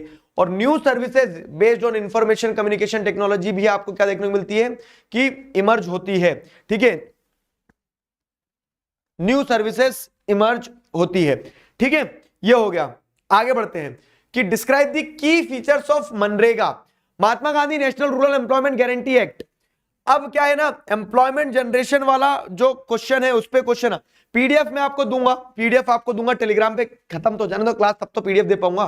की feature of Mahatma Gandhi national rural employment guarantee act, 100 days of guaranteed employment, right to work दिया जाएगा। अगर गवर्नमेंट फेल हो जाती है काम देने में तो गवर्नमेंट आपको क्या देगी, अनएम्प्लॉयमेंट अलावेंस देगी। ठीक है, ये हो गया आपका मनरेगा वाला क्वेश्चन। ठीक है, फिर क्या है, डिस्टिंग्विश सर्विस कंडीशंस ऑफ और, हाँ अब सुनो मेरी बात, ऑर्गेनाइज्ड और अनऑर्गेनाइज्ड सेक्टर पे एक सिचुएशन बेस्ड क्वेश्चन, कि जैसे ऐसा बना दिया था ना, कहानी बना दी जाती है और क्वेश्चन आता है, तो ऑर्गेनाइज्ड अनऑर्गेनाइज्ड सेक्टर में से वो क्वेश्चन बन के आएगा कि कंडीशंस दे दी, बताओ ये ऑर्गेनाइज सेक्टर में अनऑर्गेनाइज सेक्टर में है, अनऑर्गेनाइज सेक्टर के किन डिसएडवांटेजेस को, किन एडवांटेजेस को एंजॉय कर रहा है। तो जैसे कमल और कांता की कहानी है और कहानी से आपको एक टॉपिक समझाया गया, तो इसी कहानी से सवाल ऑर्गेनाइज्ड और अनऑर्गेनाइज सेक्टर बन के आता है। तो आपको ऑर्गेनाइज सेक्टर के बारे में पता है कि ऑर्गेनाइज सेक्टर रजिस्टर्ड होता है, गवर्नमेंट के पास रूल्स रेगुलेशन फॉलो किए जाते हैं, वर्किंग आवर फिक्स्ड होते हैं सब कुछ, और उसी का उलट अनऑर्गेनाइज सेक्टर में होता है। तो ऑर्गेनाइज्ड अनऑर्गेनाइज सेक्टर के लिए तैयार रहना मेरे दोस्त। ठीक, आगे क्या है, explain the loan activities of bank. Bank money and credit में आ जाओ। बैंक की लोन एक्टिविटी, बैंक की लोन एक्टिविटी, बैंक बोरोवर से पैसा लेता है, सॉरी डिपॉजिटर से पैसा लेता है, बोरोवर को लोन देता है, बोरोवर से इंटरेस्ट चार्ज करता है और डिपॉजिटर को इंटरेस्ट पे करता है। Interest charge is always high, ठीक है, when compare to the interest paid. Interest paid low होता है, बीच का जो डिफरेंस होता है, difference is the income, difference is the income of whom, difference is the income of क्या कहोगे, difference is the income of bank. ठीक है, तो ये बैंक की लोन एक्टिविटी जो है ये आपको ध्यान रखना है, बैंक की लोन एक्टिविटी ध्यान रखना है। बैंक की लोन एक्टिविटी के बाद में क्या है, फॉर्मल सोर्सेज ऑफ क्रेडिट को इंडिया में एक्सपैंड करने की क्यों जरूरत है, क्योंकि लोग, ठीक है, फॉर्मल सोर्स ऑफ क्रेडिट की अगर हम बात करें तो फॉर्मल सोर्स ऑफ क्रेडिट में आपको क्या देखने को मिलता है कि एक्सपेंड करने की जरूरत इसलिए क्योंकि लोग नहीं तो इनफॉर्मल सोर्सेज से क्रेडिट लेते हैं और डेब्ट ट्रैप में फंसते हैं। कंट्री के डेवलपमेंट के लिए फॉर्मल सोर्स ऑफ क्रेडिट होना जरूरी है। ठीक है, तो एक्सपेंशन इसलिए जरूरी है ताकि हम लोगों को बचा सके इनफॉर्मल सोर्स से। फॉर्मल सोर्स लो इंटरेस्ट चार्ज करता है, लोगों को डेब्ट ट्रैप से बचाना है, चीप और अफोर्डेबल क्रेडिट मिलेगा तो इससे क्या होगा, कंट्री का ओवरऑल डेवलपमेंट होगा। आरबीआई वाला क्वेश्चन कहां गया यार, आरबीआई वाला क्वेश्चन नहीं लगाया पाया क्या मैं। रिजर्व बैंक ऑफ इंडिया, सुन लो दो तीन चीजें रह गई यहां पे। रिजर्व बैंक ऑफ इंडिया के फंक्शंस, आरबीआई करेंसी प्रिंट करता है। आरबीआई करेंसी प्रिंट करने के बाद में आपको क्या देखने को मिलता है कि आरबीआई वो काम करता है, बैंकर्स बैंक कहलाता है, इंटरेस्ट रेट तय करता है, वो सुपरवाइज करता है कि लोन सबको मिल रहे हैं। आरबीआई ये इंश्योर करता है कि किसी एक लेवल ऑफ मतलब किसी एक सेक्शन ऑफ सोसाइटी को सिर्फ लोन ना मिले, पुअर पीपल को भी मिले। ठीक है, ये सारे फंक्शंस आरबीआई के होते हैं, तो आरबीआई के फंक्शंस ध्यान रखना। फॉर्मल सेक्टर और इनफॉर्मल सेक्टर जो है उसके एग्जांपल्स जो है उससे क्वेश्चन बनता है। ठीक, 5 नंबर का क्वेश्चन जैसे इस चैप्टर से आता है तो सेल्फ हेल्प ग्रुप पे आता है। सेल्फ हेल्प ग्रुप क्या है, तो 15 से 20 लोगों के समूह जो एक साथ इकट्ठे होते हैं, जो फंड्स को सेव करते हैं, फंड्स को सेव करके क्या है ये तय करते हैं वो कि कैसे अपने मेंबर जो है उनकी क्रेडिट नीड्स को पूरा किया जाए, बिना कोलेटरल की मांग करें और लो इंटरेस्ट रेट पे उन्हें लोन दिया जाए। और ये जो सेल्फ हेल्प ग्रुप रहते हैं, ठीक है, ये क्या क्या फंक्शंस परफॉर्म करते हैं, तो लो इंटरेस्ट पे लोन दे देते हैं, बैंक लोन और ग्रुप कह सकते हैं फॉर ग्रुप्स। ठीक है, कि अपने ग्रुप की जो सेविंग है वो दिखा के बैंक से लोन ले सकते हैं। कलेक्टिव डिसीजन मेकिंग होती है जिसमें क्या है मेंबर्स खुद डिसीजन लेते हैं। और इसी के साथ साथ में जैसे महिलाएं वगैरह सेल्फ हेल्प ग्रुप का पार्ट होती है तो उनका एम्पावरमेंट होता है महिलाओं का। ठीक है, ये कुछ एडवांटेजेस हैं किसके, सेल्फ हेल्प ग्रुप के। अब इसके बाद में ग्लोबलाइजेशन चैप्टर जो है, तो सुनो मेरी बात, 5 नंबर का जो इकोनॉमिक्स का क्वेश्चन आएगा वो चैप्टर 3 या चैप्टर 4 से आएगा। तो चैप्टर 3 में जैसे मैंने आपको बताया क्या है क्वेश्चन, टर्शरी से चैप्टर 3 में क्वेश्चन क्या बन जाएगा आपका कि आरबीआई का वो हो गया, बैंक की लोन एक्टिविटी हो गया, या फिर आप कह लो बैंक की लोन एक्टिविटी हो गया, और मनी मनी एंड क्रेडिट में मनी एज अ नहीं बार्टर एक्सचेंज वगैरह, ये शॉर्ट क्वेश्चन बन जाएंगे बार्टर एक्सचेंज वगैरह। एक एक क्वेश्चन मैं मिस कर रहा हूं, मेरे दिमाग में आ रहा था लेकिन फिर स्किप कर गया मैं। कौन सा है? हाँ, ग्लोबलाइजेशन चैप्टर में। ग्लोबलाइजेशन चैप्टर में लिबरलाइजेशन वाला आया क्या? हाँ, ये वही तो है। Barriers on foreign trade and foreign investments were remove to a large extent in 1991। क्यों बैरियर्स रिमूव करी? ताकि हम अपनी डोमेस्टिक इंडस्ट्रीज को क्या करवा सके? ग्रो करवा सके। ठीक है, लिबरलाइजेशन ने कैसे ग्लोबलाइजेशन प्रोसेस को स्ट्रेंथन किया, वो वाला पार्ट जो है, ठीक है, कि liberalisation, how liberalisation played a important role in the globalisation process. तो लिबरलाइजेशन से हमने इकोनॉमीज ओपन अप करी, जिससे क्या हुआ? फॉरेन इन्वेस्टमेंट और फॉरेन गुड्स वगैरह आना आसान हो गया। तो लिबरलाइजेशन और ग्लोबलाइजेशन का कनेक्शन, ठीक है, factors that have enabled globalisation में टेक्नोलॉजी से ज्यादा इंपॉर्टेंट क्या है? लिबरलाइजेशन वाला पार्ट है। लिबरलाइजेशन वाला पार्ट ध्यान रखना है। क्लियर हुआ? ध्यान रहेगा सब कुछ। राइज इन टर्शरी सेक्टर ध्यान रखना, ठीक है, राइज इन टर्शरी सेक्टर ध्यान रखना। तो जितने क्वेश्चंस हो सकते थे मैंने सारे क्वेश्चन तुम्हें, मोस्ट प्रोबेबल क्वेश्चन सारे बता दिए हैं। मैं निश्चिंत हूं इस चीज को लेकर कि तुम अपना बेस्ट देकर आओगे। ठीक है, ये पीडीएफ टेलीग्राम पे डाल दो जरा फटाक से। ठीक है, तो पीडीएफ टेलीग्राम पे चले जाएगा, अभी मिल रहा है बस तुम्हें। हम आज फॉर्मली इस सफर को यहां पे समाप्त कर रहे हैं, लेकिन मैं आपसे जीवन भर जुड़ा रहना चाहूंगा। कैसे? तो आप मेरे साथ जुड़ सकते हो। ठीक है, देयर आर डिफरेंट वेज कि अब हम 10वीं के बाद भी हैं। ठीक है, सबसे पहले तो अपन मिल रहे हैं परचम मीटअप्स में। 10वीं के बाद हम मिल रहे हैं प्रारंभ में। प्रारंभ क्या है? तो प्रारंभ आपकी क्लास 11th की तैयारी है। प्रारंभ में आपको क्या देखने को मिलेगा कि टीम ह्यूमैनिटीज होगी, टीम कॉमर्स होगी, टीम साइंस होगी, जिसमें मैं, आपके शोभित भैया, आपके प्रशांत भैया, हम सब मिलकर आपको पढ़ा रहे होंगे। तो उस चीज के लिए वी इनवाइट यू ऑल। हमने अर्ली बर्ड एनरोलमेंट स्टार्ट कर दिए हैं और हैवी डिस्काउंटेड प्राइस में एनरोलमेंट दे रहे हैं। आपको कूपन कोड यूज करना है अर्ली बर्ड विदाउट स्पेस, तो आपको इन बैचेस में एनरोलमेंट मिल जाएगा ऑन अ डिस्काउंटेड प्राइस। ठीक है, इसके साथ साथ क्या है? इसके साथ साथ आप कनेक्ट हो सकते हो, जैसे सोशल ब्रेन्स वाला एक हमारा और चैनल है, जिसपे हम क्या करेंगे कि 10वीं के बाद भी जुड़े रहेंगे। फाइन, ये सफर फॉर्मली आज ऐसे खत्म हो रहा है। देखो, मैं बहुत ज्यादा समय नहीं लूंगा, आपका कहना बहुत कुछ है, लेकिन एक बार बहुत अच्छा पेपर दे के आओ, जो मुझे पूरा पूरा विश्वास है तुम दे के आओगे। उसके बाद में हम बात करेंगे। जब आप पेपर देके बाहर निकलोगे ना, तो आपको ये बताना है कि सर, ये जो मेहनत करी साल भर, ये 4 दिन, ये सुबह के 4 बजे, ये सारी मेहनत वर्थ इट है। I will be waiting for your response videos, I will be waiting for your stories, I will be waiting for all the edits which you people are going to made after your exam। ठीक है, तो ये पूरी मेहनत रंग लाई या नहीं लाई, वो लाएगी, क्यों नहीं लाएगी, और ये आपको बताना है।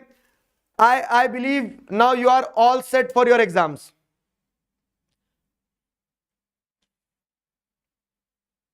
तैयार हो?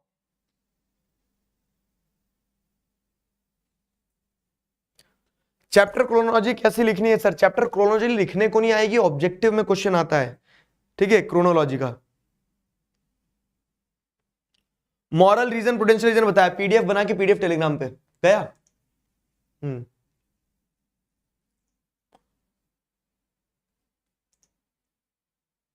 तो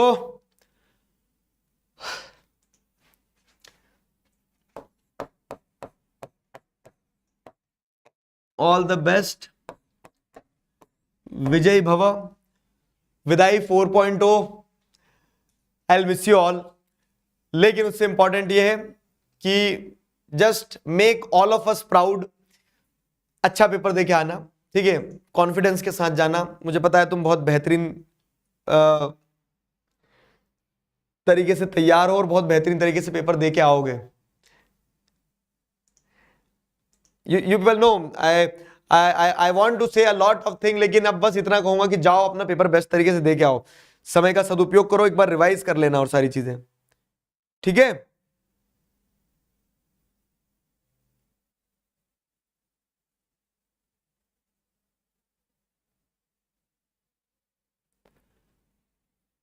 चलो ठीक है, कहना बहुत कुछ चाहता हूं लेकिन अभी इतना कहूंगा तुम पेपर अच्छा दे के आना बस। मिलते हैं शाम में, ठीक है, शाम में लाइव मिलेंगे पक्का से। तो this was a lovely journey with you all of, मेरे वर्ड्स फंबल हो रहे हैं, मैं क्या क्या बोलूं, ठीक है, मैं ये बोल रहा हूं तुमसे बस कि तुम अच्छे से पेपर दे के आना। जाओ, bye bye, all the best, best of luck, be the best version of yourself, you people are going to rock it, ठीक है, चलो जाओ। We'll see you all soon in the live sessions. We'll see you all soon in person in Parcham meetup.